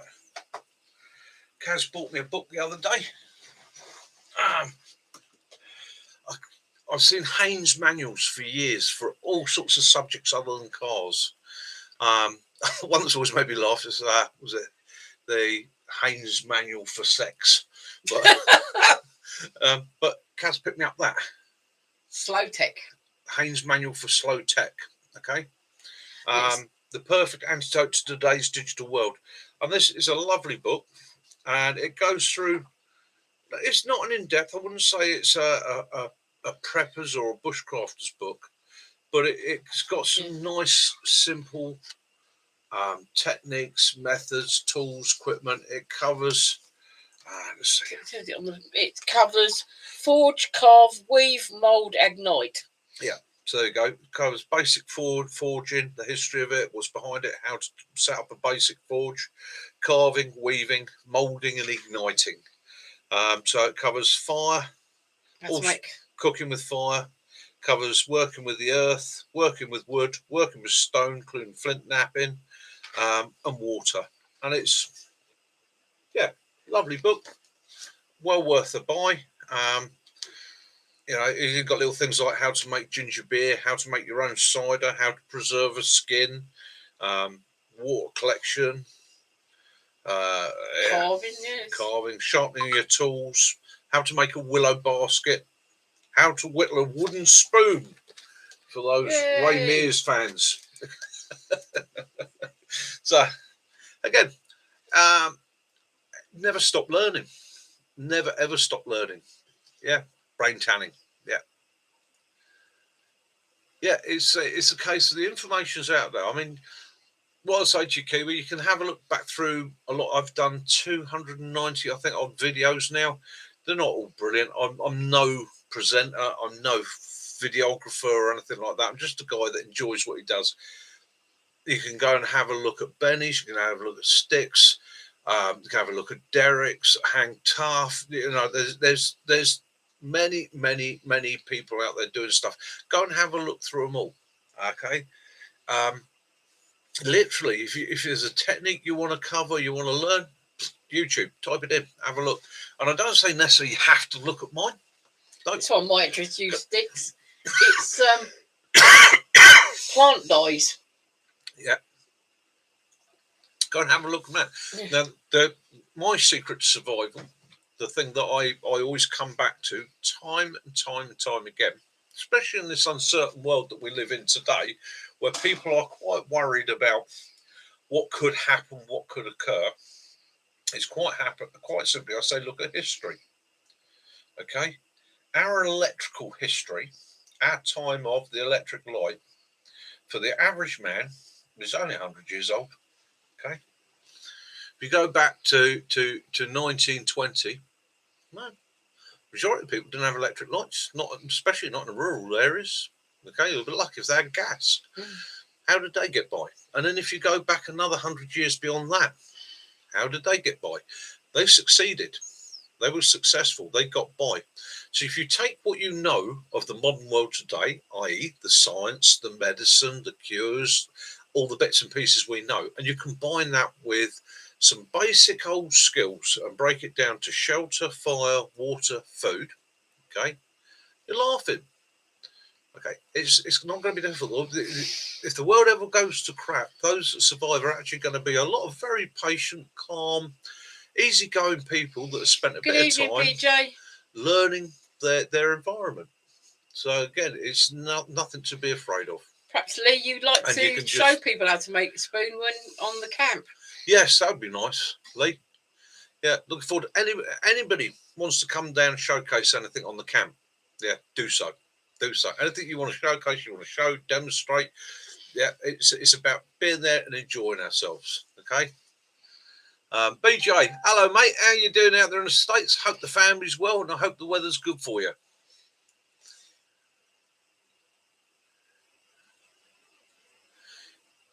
Yeah, so you tell Stealth Car Camper, ex-squaddy, got his mess tin, everything's in his mess tin. Night, Benny. Yeah. Night, Benny. Sleep well, night, mate. Nicky. Night, Nicky. Take care. Brooke, if you're still there, fine. And Benny, DJ, you can come back in the house now. Sorry about the cat. I'm really sorry about the cat.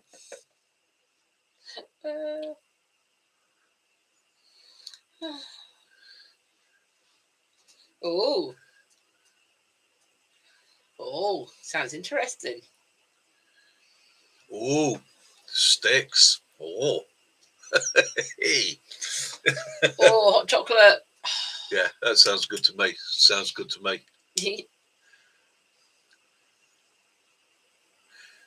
You got a surprise. Surprise. And my mate Derek, I know where you are at the moment, Derek. Staring into them blue boxes. Found anything interesting? So Derek, I know, is going to probably be at the Goodwill bins at the moment. He'll be listening to this on his phone as he's wandering around having a rummage. Hey, Derek, big up to you, brother. And yeah, hope you found some good stuff. Looking forward to seeing the next few videos and see what you found. Yeah, too. My father used to whistle. So we've got some of my father's walking sticks that he made here. I've got some of his old whittling tools and stuff. Yeah, it should be a nice, chilled, relaxing weekend. Anybody, like I say, anybody wants to demonstrate, showcase something, and again, if there's something you want somebody to go through, okay, be open about it. Let them know. So I'm looking forward to seeing Stix's tarps. Okay, I'm looking forward to seeing these firelighters he's done. Brilliant! That. Oh, I like that. I like that. I like some good firelighter. He made a brew on a firelighter. Oh, like that idea. Yeah, this. I mustn't. Oh, nearly did it. This is a problem. I do apologise to you all you guys. I slip and struggle with my brain. Getting my volume to operate my mouth is a difficult thing. Had a brain injury that causes sometimes the communication goes completely out the window. It's almost like I can describe it like Tourette's, really, I suppose. I've been known to come out with things quite randomly, but I'm just going to keep calling it vag wax because it's in there now. It is. Oh, Sticks, I'm sorry, I'm not taking the mickey, mate. It's just I've got it in my head now, and it just keeps coming up. Yeah, it's like you did last week. You missed Funny Fanny. Yeah, I don't. That went on for days. That went on for days. Once it's locked in, it's locked in, and like I say, it's a bit like Tourette's.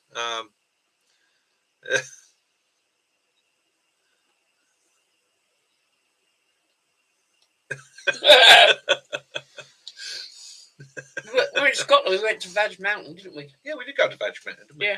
Yeah. Near the fairy pool. Yeah. No, it's just my deafness, mate. I was listening to your video, and I was sitting here sort of writing some notes out for tonight and that last sort of half an hour's panic beforehand, and I was sort of listening to your video and watching it like that. And I looked down just at the point you said, Vaswax. Well, being deaf in one ear hole and half deaf in the other, I was sure that I heard you say Vagwax. And I was like, pardon? I beg your pardon, young man. I say it, sir. Yeah, nearly fell off my bloody chair. I was like, where did you get that from? Oh, you come across some sort of new resource. Anyhow. Kitten, Hazel makes fantastic walking sticks. Yes. You get them very straight. Yeah, we will. I mean, it's up to everybody that's at the camp. Now, I'd like to do a little video from the camp, going around, just meeting and greeting everybody and having a good time. And that's all I want a video is people having a good time. And if there's anybody that comes to the camp that's like, Mick, I can't be on the video for whatever reason, that's down to you. You don't have to tell me, or you'd rather not. That's cool. Not a problem with that. Not an issue. Just let me know so I can obviously pan around you. Yeah, not everybody's happy being on camera. But on the other side of the coin, if there's those of you that are, do so. And you've got a staff that's made of bramble. Yeah.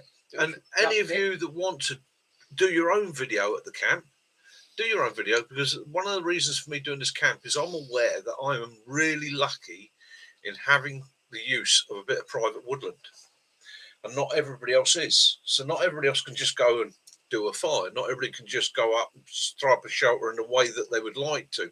You're always having to think that there's people around, there's public around, don't want to get into trouble. Okay, you come to this camp this weekend. You do your thing. If you want to make it, you want to turn around, even if you want to turn around and go, look, I want to go over there, I want to spend 8 hours videoing, and I don't want any disturbance from you guys. Not a problem. Go and crack out the best video you've ever done. Yeah, There are it's loves what it's about. in good evening. There are loves survival. Darren Love, how you doing, mate? I hope you're good. Yeah, love your videos. Yeah, I hope you're doing good. And welcome to Hampshire Outdoors and Survivals, a live chat down the pub. We used to go out getting them. We'd be going along off-roading. And we go, that's a really good one. Stop. I end up with a disco full of flipping hazel. I had on some MOD land that I used to work at, and they had a nice coppice there that they used to manage. And it was a guy who used to come in and manage it every 7 years. And I got chatting to him one day and I said, have a couple of bits of hazel, what do you do with it? And he said, I charcoal it. It all goes to charcoal. And I said, oh, no, that's a shame. I said, it's all right if I have a couple of sticks. Yeah. He said, help yourself as many as you want. He said, charcoal business is pants at the minute. He said, so I'm really just doing it for my own thing.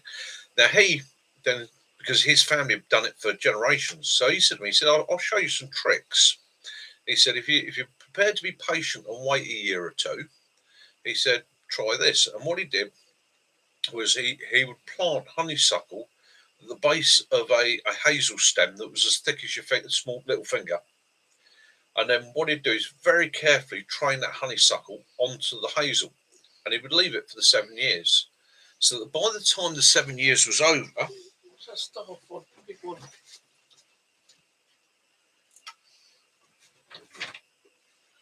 You got this effect. Yeah.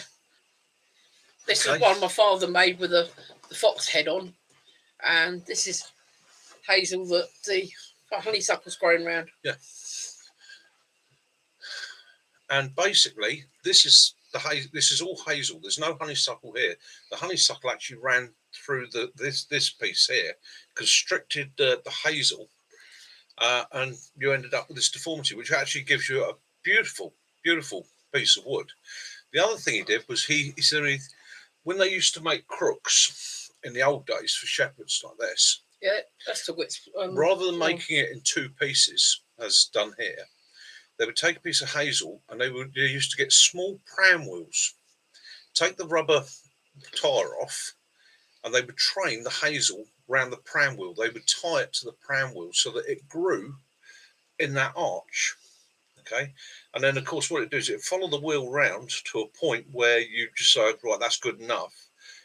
You then leave that piece, and that piece will hunt light, so it will then grow up. So when you harvest it, you actually had the curve, the hook, at the end of your crook, and the wood had actually grown that way, so it made it a lot stronger. Yeah, that one, Dad still left it's still got the bark on it. It's so light, that one. Again, there's another example there. Yeah. That's one Dad did with his Harrier on it. Yeah. So stick making again is another brilliant bushcraft skill. If you don't want to melt the candles down, you can actually buy bags of the wax pellets on Amazon, can't you? Yes, you can. I'll do a bit of candle making myself. Got the candle making kit over there. Yeah. My dad used to carve a lot. I've got quite a few of these things. Pick that up carefully so I don't do this. Yes, you can. Yeah. You can buy your candle wax in beads like that. So that's really 1 kilogram bag of candle wax like that for making candles. Or if you want to go down the route of pads, yeah. like sticks again, It's a way of getting your wax. Obviously, if you've got a load of candles, use the candles. Just fish the wicks out, but don't throw the wicks away. Because you stick them to one side, use them for your fire lighting, or make some candles. Make the candles to your own choice. I make some. I will take 2 or 3 normal candle wicks, wind them together, and then make a candle that is about that diameter. I just stick it in a small tin or tray or tub, and you can make some long burning, quite bright candles yourself. Kid, I don't need silver top for werewolves because I was born on Halloween. They're petrified of me. Yeah, I can tell you now, the werewolves are absolutely terrifying. Yeah. On whole Hallows Eve, yeah. And the thing for me, I get on well with werewolves. Anything natural, I get on with it. And I don't taste particularly nice. The thing is, those cotton pads, they're brilliant. They're so you do them in the cotton pad with the wax, and it doesn't. You get quite a few in a pack, and it doesn't take up much room in your bag, does it? Thank you, Kiwi. Caroline's father, bless him, he's long gone now, but he was an absolute. He would love this channel, and it's one of the things that really guts me is he would love this channel. He was a country boy through and through. Absolutely, me and him hit it off. I think I was the first boyfriend that Caroline had. That the first time I met him turned into a fist fight. Okay, and because I stood up to him, I took a clump for it, but I stood up for him. I didn't back down. Okay, and he got to know me very, very quickly because I was very open and honest. Found I was a country lad. We had the same sort of interests, the same fascinations, the same enjoyment, and we hit it off. And he was, absolutely. I miss him dearly. I really do. And things like the carving and that was fantastic. And he was the other thing he could do. He literally, you could walk through a field with him, and all of a sudden he'd just go donk, and he would catch a rabbit in its seat. All right, and not always obviously kill it. It was something he'd grown up doing as a boy, but he'd pick it up quite often. He'd just pick it up like that and go, "You're a fine looking specimen. Go on, off you go. I don't need to eat you." You know, he had a real love of it. He knew every bird, every plant. He'd follow the seasons. You could walk along with him, and he'd go, "Oh, just that. You know, they're nesting up and so and so." And he, fantastic. I've got some little goblets and that he made, and they got the little, that you use a whole piece of wood and you carve it down, and you end up with rings that move up and down it. That I've got some of those that he made. I think Jeff, in actual fact, was quite a leading light for me in starting this channel, because you don't mind me telling this story, do you? No. So Jeff worked bloody hard all his life. He was a manual worker, okay, and he was coming up for retirement, and his love was woodwork. He used to do things on the lathe. He used to do his whittling and that.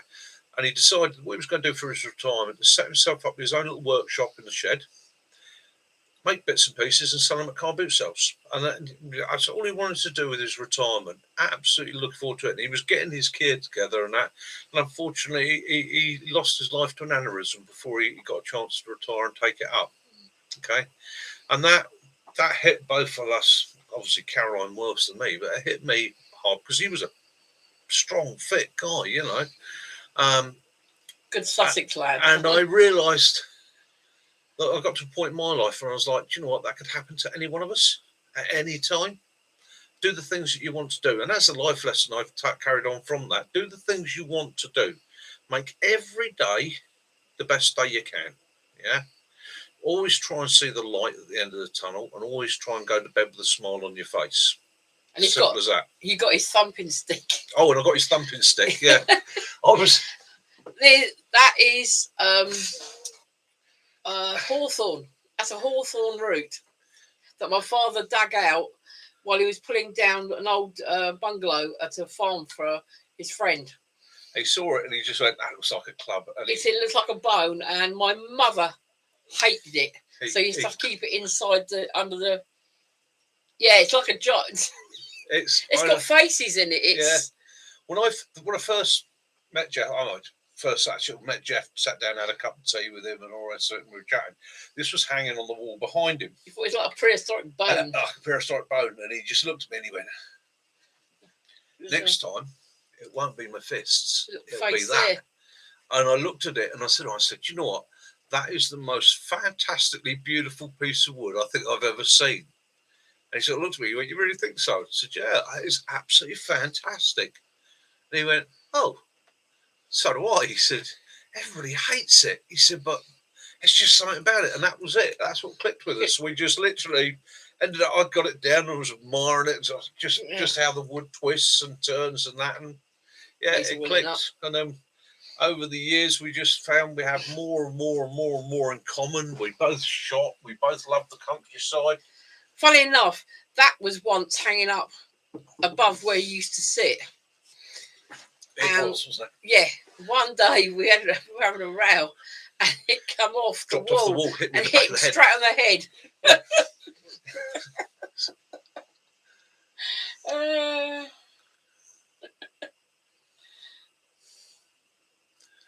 Yeah, that's too rightly. That is exactly it. Plan tomorrow like you were going to live forever, but live today as if it was your last, because one day it will be. Yeah, that's a very, very true and very, very wise way to go about your life. You know, don't get me wrong, I want to live forever. Well, I can be honest with you all. If anything Kaz ever comes on here on a Sunday night and says, I'm really sorry, I've got bad news, he's gone. Don't mourn me, celebrate me. Okay? I've had an awesome life. Okay? I'm not ready to go yet by any chance. But in my life, I've met some amazing people. I've met my heroes. I've worked with people that other people only ever dream of meeting. Okay? I've stood toe to toe with brothers, you know you are, Matt, in situations where you're sitting there thinking, might not come out of this in one piece. Thank you. Right? And woken up the following morning to see the sun coming up, grinning and laughing our asses off. So, yeah, I've had a blessed life. I've thoroughly enjoyed it. So, yeah, if Kaz ever comes up on here and says he's gone, don't mourn me, celebrate me. I don't want anybody crying or mourning over me. I want them to go out, light a big bonfire in the garden and go, that one's for Mickey! Drink a bottle of cider, strip all your clothes off and dance around it for half an hour like you just... Yeah. And when the police arrest you, go, why are you doing that? You say, I'm doing it for Mickey! But yeah, it's... yeah. I know you would, and that's the nice thing. I know there's plenty of guys out there that would always keep an eye open for my sweetheart. Yeah, and she is my sweetheart. I mean, I met Kaz when I was 19, and I was in a Tales from the Basher, definitely. Yeah, very dark place at that time. And that year, and not long before, I'd been stabbed twice and involved in some very violent confrontations. And if I hadn't met Kaz and changed my ways with her help at that point, I would have probably been locked up. Yeah. I wasn't a good Derek person. says, but did you die? Very nearly. Very nearly. Yeah, I wasn't a good person. I wasn't in a good way and I wasn't going down a good path. But I met her and she showed me the light. With her dad, some of her friends, and some of my friends. Okay, people like, you know who he is, Martin, and that, you know, with their help, they saved me, and that set me on a path that meant I've done some fucking crazy. I'll tell you on the cam. I can't do it on the Tales from the Basher. Yeah, Tales from the Basher. But yeah, I've had some great fucking laughs. And like I say, I've met some truly amazing people, and I've even been lucky enough to meet a couple of my heroes. Yeah. And one of my heroes, I answered a question for somebody the other day. They said, who would you like to take with you in a survival situation? And I said, Serrano Fines. Right. Mate, that's that. Yeah. What a bloke. That's all I can say there. What a bloke. Three people I'd take with me in a true survival situation. My mate Mac first, Lofty Wiseman second, Serrano Fines third. Yeah, you could tell me you got to try this new Koppenberg have brought out a hot cinnamon cider. It's a They have hot or cold. blackberry and cinnamon cider. Yeah, that's you can have it warm or cold. It's actually, ooh, that can make me go West Country. That really could.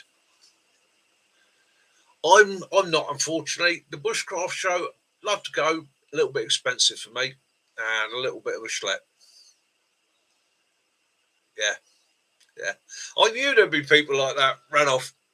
Yeah, what a man. Yeah. Yarps is going, so there you go. Yeah. If anybody wants to meet up with Yarps, he's going to be at the Bushcraft show.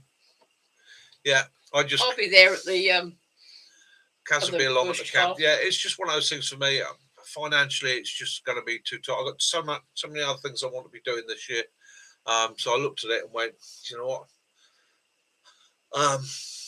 Maybe the year after that, I'll go and I'll have a stall and I'll have all these fans coming to me and get me to sign their autographs. I'll be signing women's boobs with felt tip pens. I knew that was coming. I just knew it. I ain't going to be signing no woman's boobs with a felt tip pen. I'm a blacksmith. I'm going to have a forge gun at one side. I'll have a branding iron in it. All right, love, get your boob out. Yeah, we looked into it, but it's very expensive for even one day. So yeah, that sticks and hit you in the head again.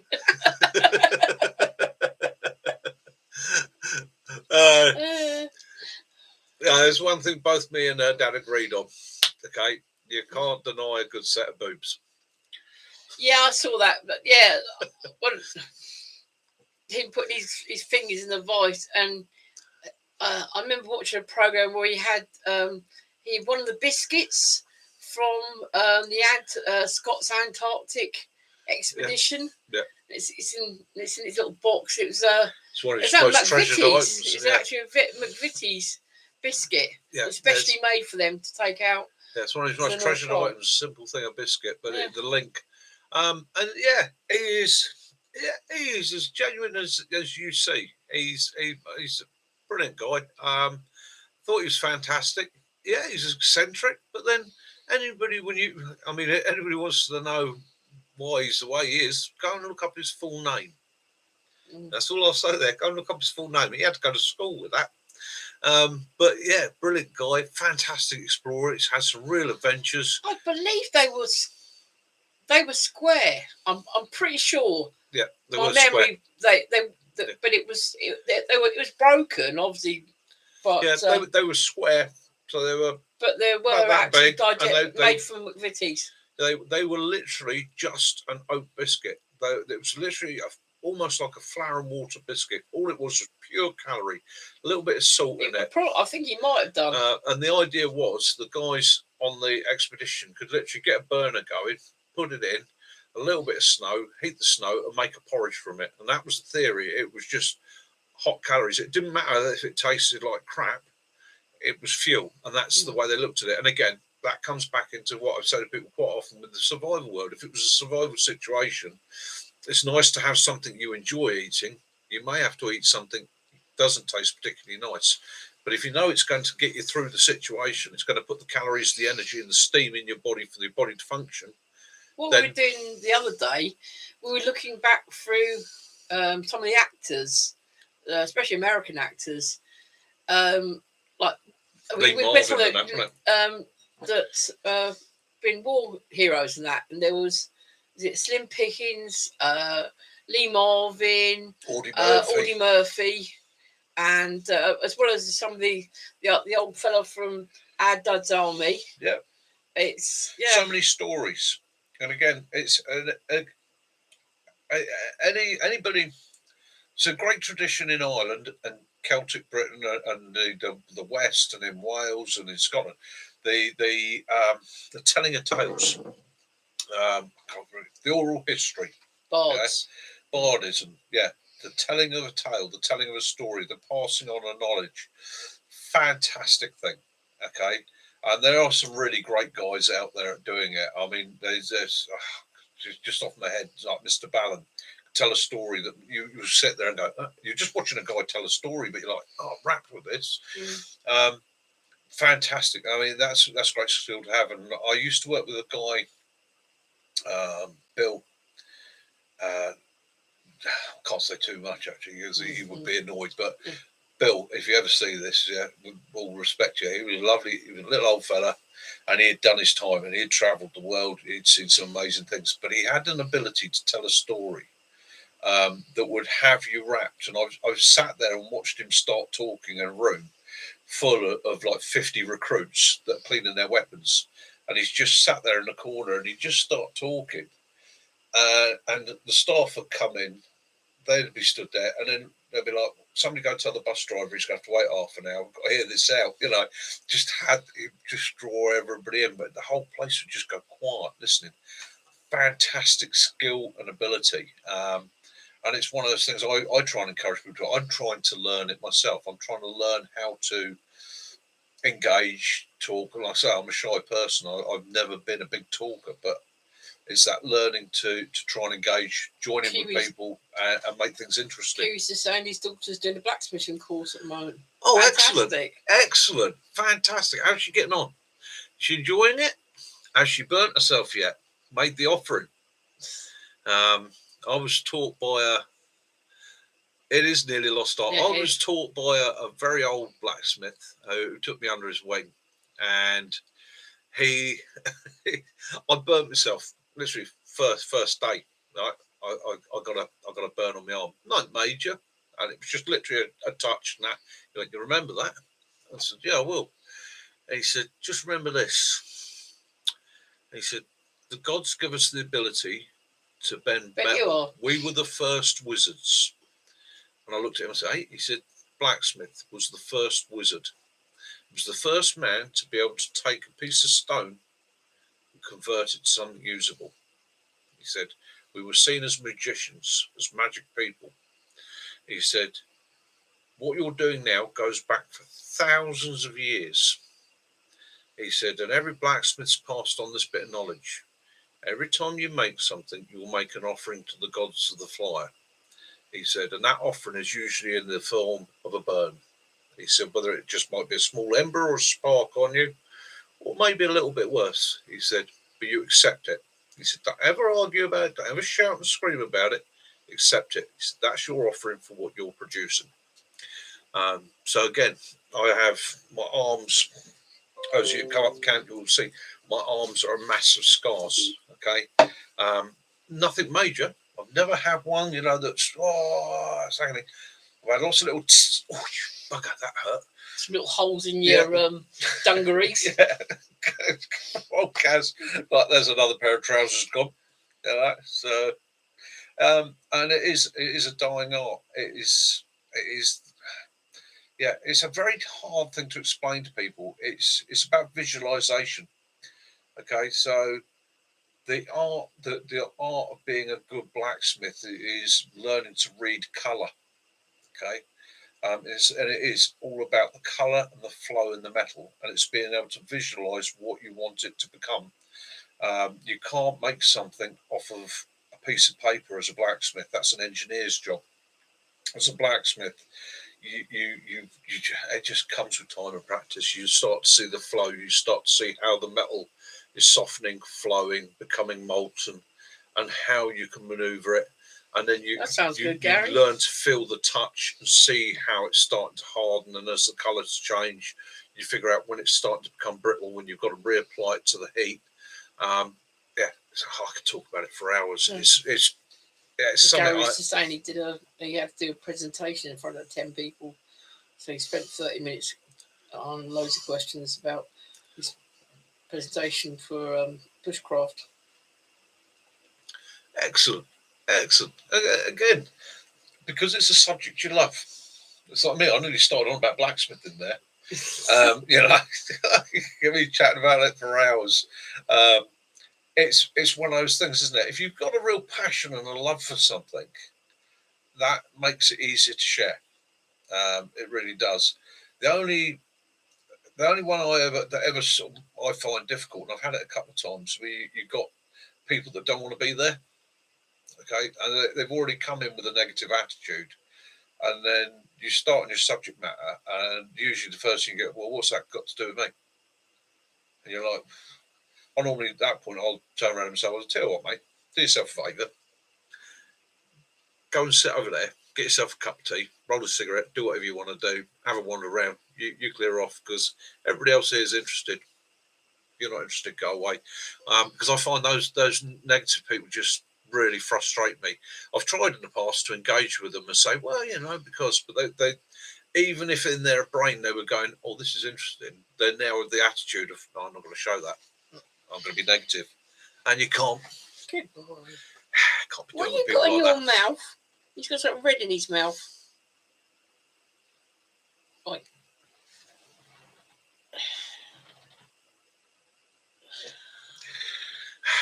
Dog keeps finding things and chewing on them. That looks like a raw plug. Yeah, it's love and fascination, isn't it? You can, and it's again, it's engaging with other people's fascinations. If somebody's got a love of something, even as a subject that I might not know anything about or I might not be interested in, as in I've not been interested in that subject before. Quite often I found I'm listening to somebody talking and I'm like, oh wow, well, that's actually, and it starts to pull you in. It's that ability to engage. Yeah. I like to sit and work on my computer, but I'm also listening to what I can't see the TV when you're watching your YouTube, but I can hear it. So I'm listening at the same time. And The other thing is with bushcraft, if any of you that have ever got to do a presentation or anything, do you know what? You can switch it to anything. Because you cover every part of life within bushcraft. Within bushcraft survival and prepping, you cover all the requirements of life, what can happen to you, how you can learn to deal with things, and how it can help you. So it can apply to almost anything, whether it be the office environment. I've done that where I've had to do a presentation to people from an office. I had to do a health and safety presentation to a group of office workers, and I based my presentation on prepping and survival. Okay, and I turned the office into a survival situation, and they loved it. Thought it was brilliant. Partly because I'd engaged in such a different way from what they were used to. Because let's face it, we've all had the fire extinguisher lecture. Okay, we all know we point it at the base of the flame. We all know the various colours. Oh, it gets a bit boring, doesn't it? So again, make it more interesting, make it more lively. And if you've got a love for it, you'll enthuse. So I could never do public speaking. I'm right here now because I'm comfortable with the people that are here. Yeah. And that, but it's like when I did that one video for the tubes. Yeah. I was really nervous about doing that, but I'd done it. I was fine about it. But another time, I just I couldn't. Not for you, is it? No. But again, it's you've got to enthuse them. You've got to love it. You've got to. I just find that people think, "Oh God, she's an idiot." It's the same thing with your children. It's like engaging with children. I engage with the scouts and the kids, and I used to do it. We used to have weekends. We'd have army cadets in, and I used to just throw the enthusiasm out there and not treat them like little children. I treat them like young adults, and you find them sort of go, oh, blimey, this bloke's actually treating me like almost an equal. Not, but I'm interested in jewellers. Yeah. Very nice.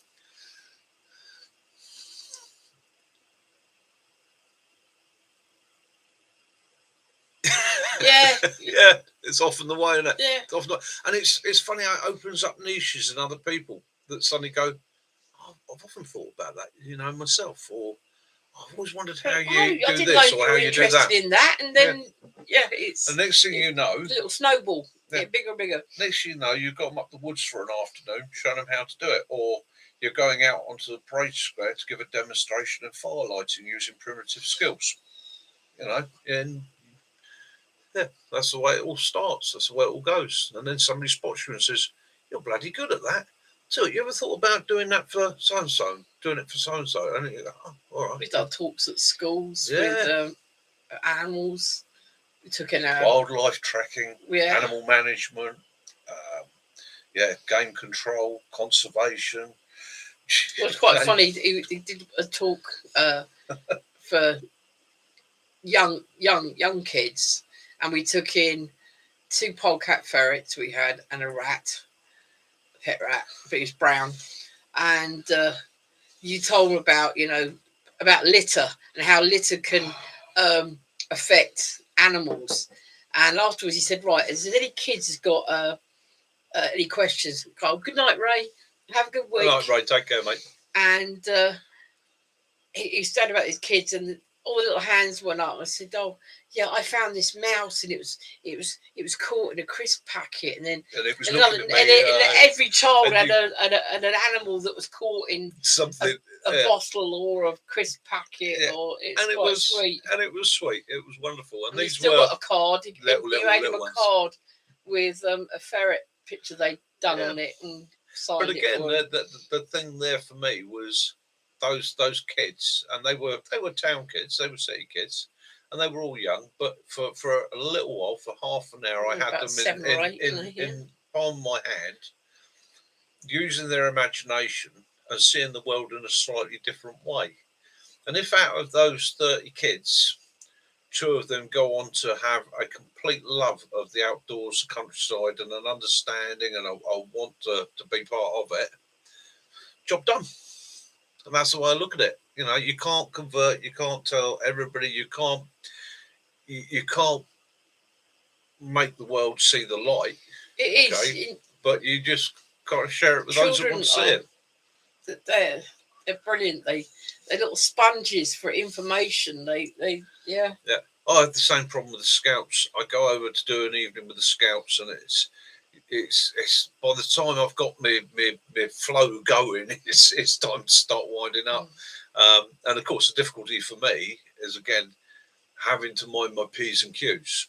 Now they're all very. I always start with an apology and say to them, look, please, if I use the wrong term or I use a bad word, please forgive me. I'm an old fart. Do have a brain injury. Sometimes it slips. And by doing that, most of them are pretty good. And if I do slip, I pull myself up and I say, I'm really sorry about that. But you find they're very accepting of it. They go, no, that's all right. That's all right. Don't worry about it. My mum says worse. But again, it's about engagement, isn't it? It's about engagement. It's about spreading your enthusiasm. That's it. Sharing it. Everyone, if you're going to learn anything in life, you've got to ask questions. Yeah. And, if you don't ask questions, you learn nothing. Yeah.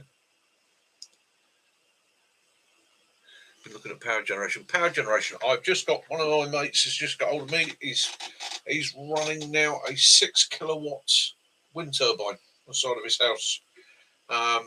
And he's literally cut his bills to naught.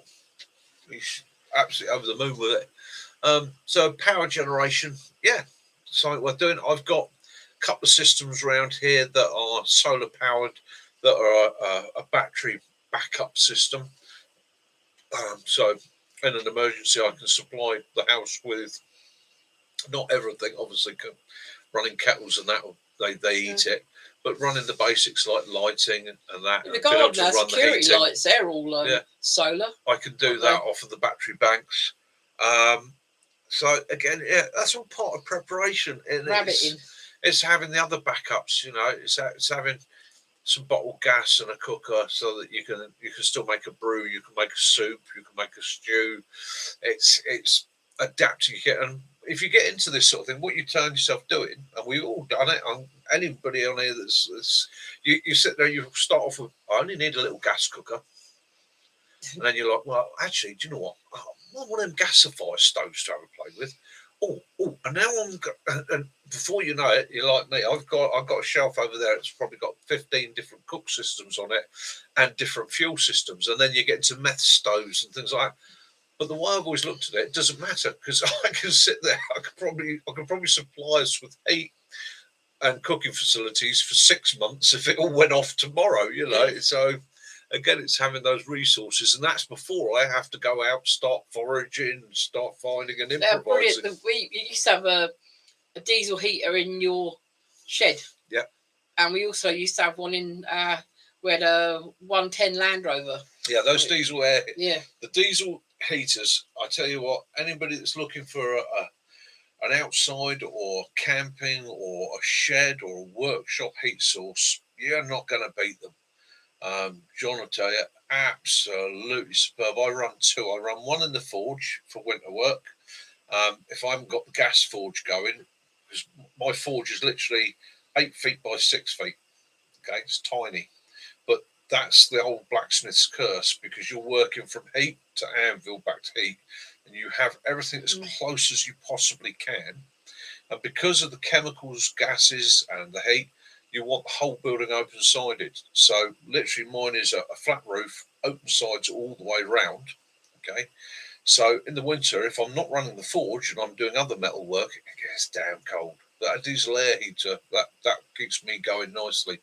But again, and I really get people go, your forge is tiny.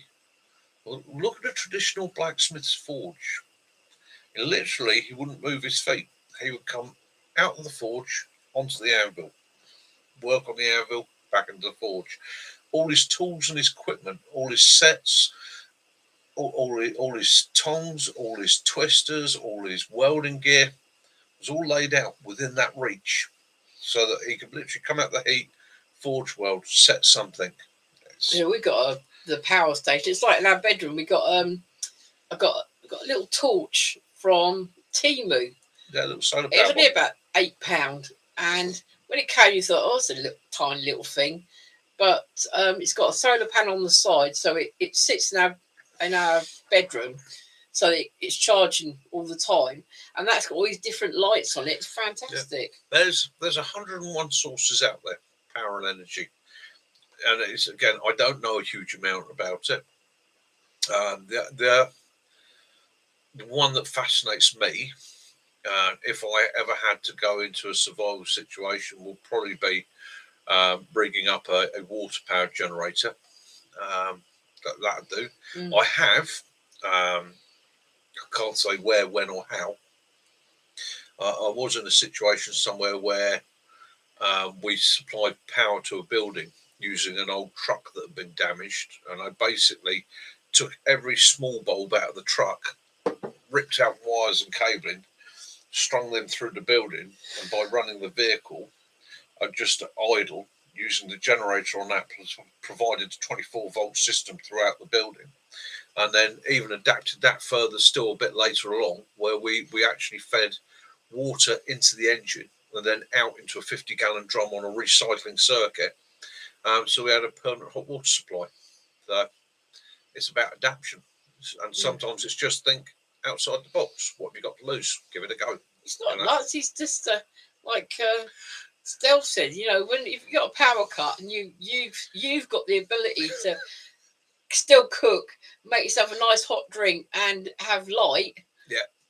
There's nothing nutty about that. The car survival kit, the video I put up today on the car survival kit, that came about because I used to do a lot of lorry driving, and I got myself over a couple of winters and that, travelling distances, got in situations where I was stuck somewhere, and I realised, I don't think you really need Christmas lights.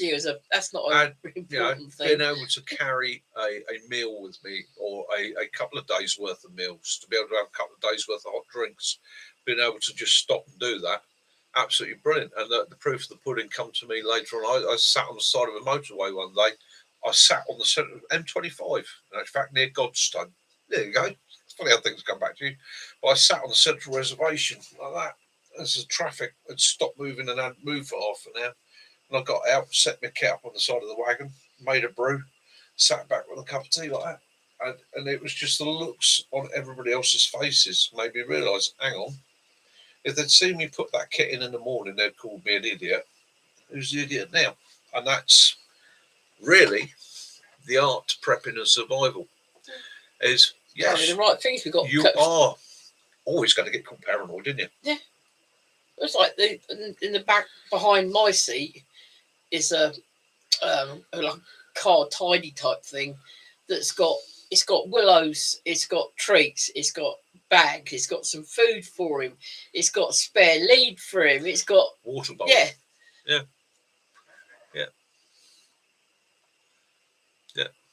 Yeah, exactly that, Lee Michael. All you need is an inverter and a battery in most situations. Yeah. Yeah. See you later, Mac. Mac, take it easy, mate. I'll see you Tuesday. Yeah, it's about, yeah. There is for many years as part of society, mainly funded by the big supermarkets and businesses that didn't want you thinking like this. Foraging, He could have made the cash, didn't he? Yeah, foraging.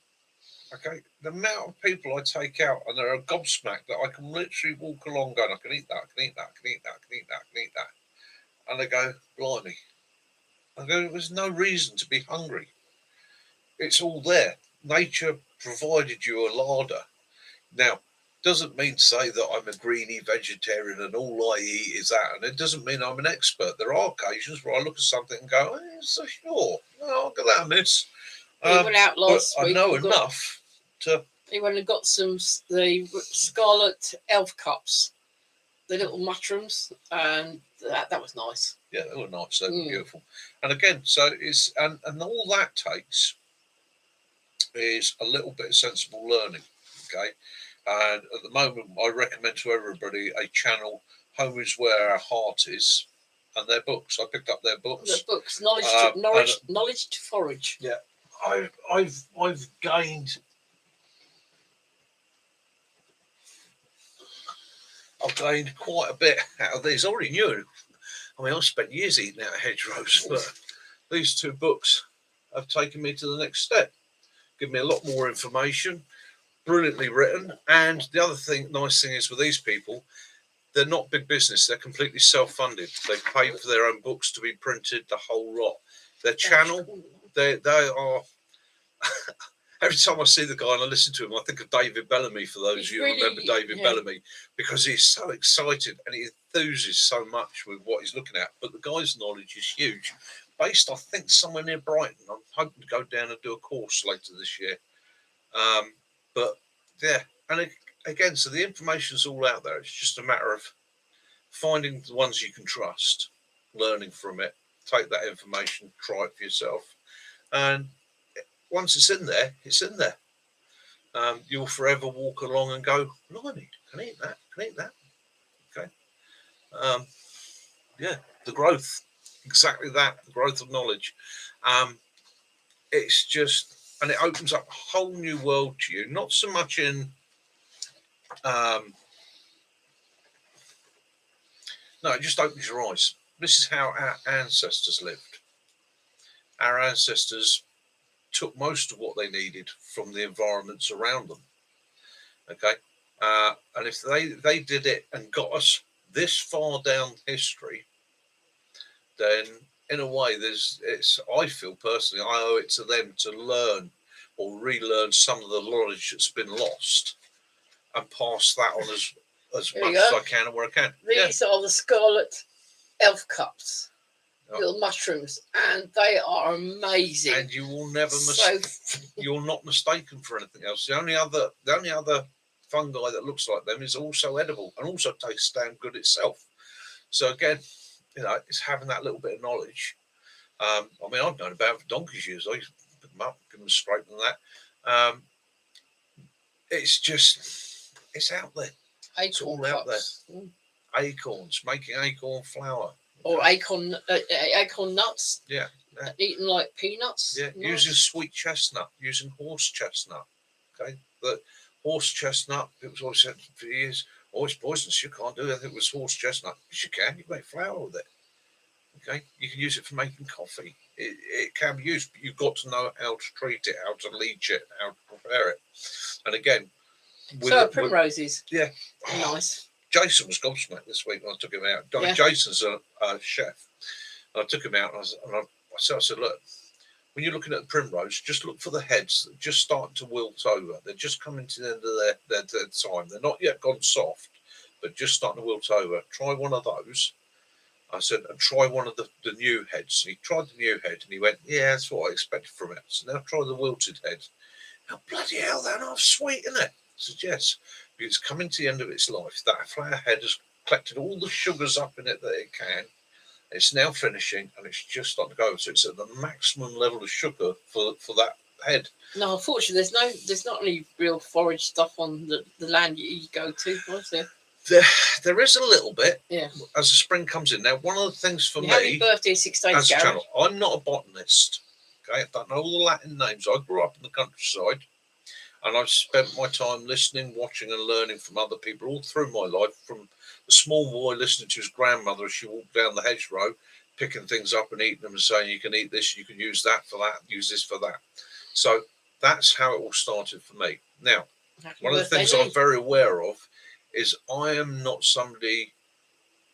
No, personally, this is be honest about this. Personally, I am terrified of showing something that somebody is then going to mistakenly identify and do themselves harm. So you could say it's a lack of confidence.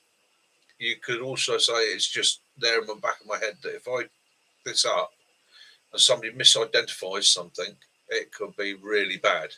So I do occasionally, as I'll show you really obvious stuff, real stuff that I know that people are going to recognise it for what it is, and they can give that a try.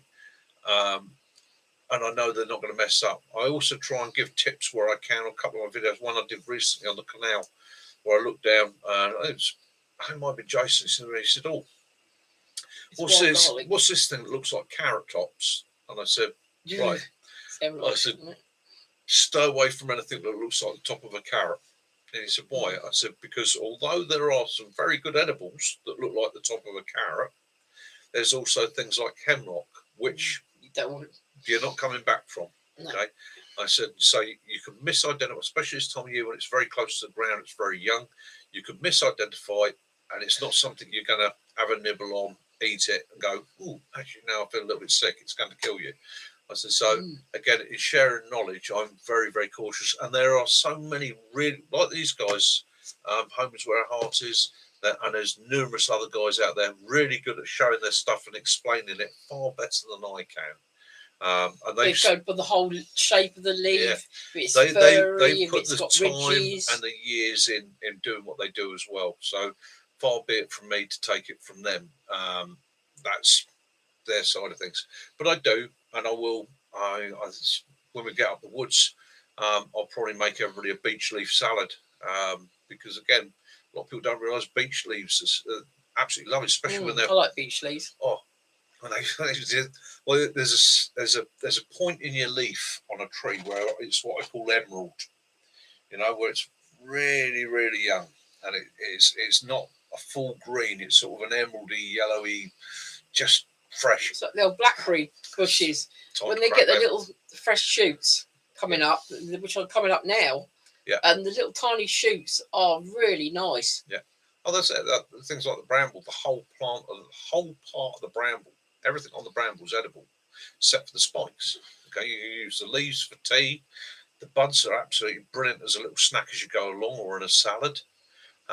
So, and it's our ancestors. They used it all the time. The drovers, a man moving hundreds and hundreds or maybe thousands of geese from Wales to London along the byways of England isn't going to be carrying a huge amount with him, and he'd probably spend days between various rest points or villages or markets. So a lot of what he's going to gather is just literally as he went along. Daisies are edible. Don't eat buttercups. They's poisonous, right? Clover's edible. Clover's actually very, very nice. Quite like that. Got a little peppery tang to it. Dandelion. So again, dandelion roots. So it's all out there.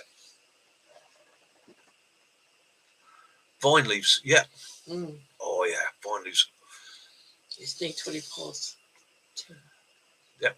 Anyhow, so where are we? That's 2 hours and 23 minutes. That's been a long one tonight. Woo-hoo. Guys, I'm going to call it twits. Twits. I'm going to twits through. Excuse the injury. I'm going to go and make myself a cheese and bacon toasty. I'll make Caroline one as well. That's got your like that. Oh, cheese and bacon toasty. Swine. Twits to woo. Yeah, cheese and bacon toasty and a nice cup of tea. And we're going to have a wind down before I hit the sack in 2 or 3 hours' time. Because on Sunday night, there's the thing. we finish this on a Sunday night. I go downstairs. I'm so wide, so hyped by all you guys' interaction with me. You're not going to sleep till about midnight at Yeah, least yeah. on a Sunday I'm night. sitting there buzzing. So thank you all for the help you give me. Yeah. Yeah. Lee, have a nice birthday. Gary, have a nice birthday this week. Anyone who sent me some emails, I'll check in my email in the email account and get back to you. Sticks, brother. Yeah. All right. Keep up the good work, Sticks. Keep up the good work. Yeah, When you come up the woods, I want to see a design for the label on the Vaswax. You're not going to drop that, are you? Oh no! Oh no! Nice, Sticks. Sticks, no, mate. Yarps, good night. Sleep Night, well, mate. Timmy. Have a great week. In Yarps. fact, instead of trying to go through all the names, let me just say this, guys. Nice, Holly. Good night. Thank you for all the support. Okay, thank you for all the love. Thank you for everything you do for me, and you do. Okay, have an awesome week. Have your adventures. Have fun. Stay safe. Right, but above all, enjoy yourselves. Have a great time. And Love there'll those- be a couple of giveaways next Sunday. Yeah, there will be a couple of giveaways next Sunday. Love those you do, forgive those you don't, and as always, peace and light be upon you all. Okay, my friends, till we chat again. From Mick, Kaz, Mac, and Willow, the little puppy dog. Yeah, night all. Estelle, if you get some snow, please send it down to us. I want you to bag it up, put it in the freezer, and save it till we get together. Good night, BJ. See you again next week. BJ, John, see you later, guys. Have a good Take week, care out there. everyone, and take it easy. Please. Please. Yeah, just keep thinking to yourself, cheese and bacon, Cheese toasty. and bacon toasty. Yeah. Cheese and bacon toasty. Good night, John. No, John. Take care, my brother. You did And mention your brown sauce this week. brown sauce. Oh, brown sauce and Brown cheese and bacon sauce. toasty. Mm.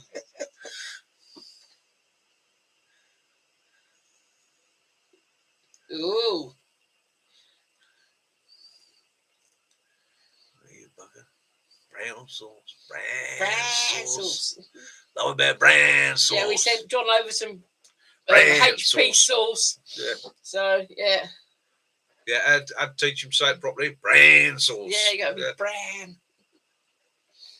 How does the Parliament, you know? Oh, and Oxos. And oxos, yeah. Yeah. Right. Love to you all. I'm shutting down now. Nighty night, That everyone. toasty's calling. Take care, guys. All the best. Till next week. Love you all. Bye-bye. Oh, we'll have to get you another one. John, we'll get you another bottle out there. Then.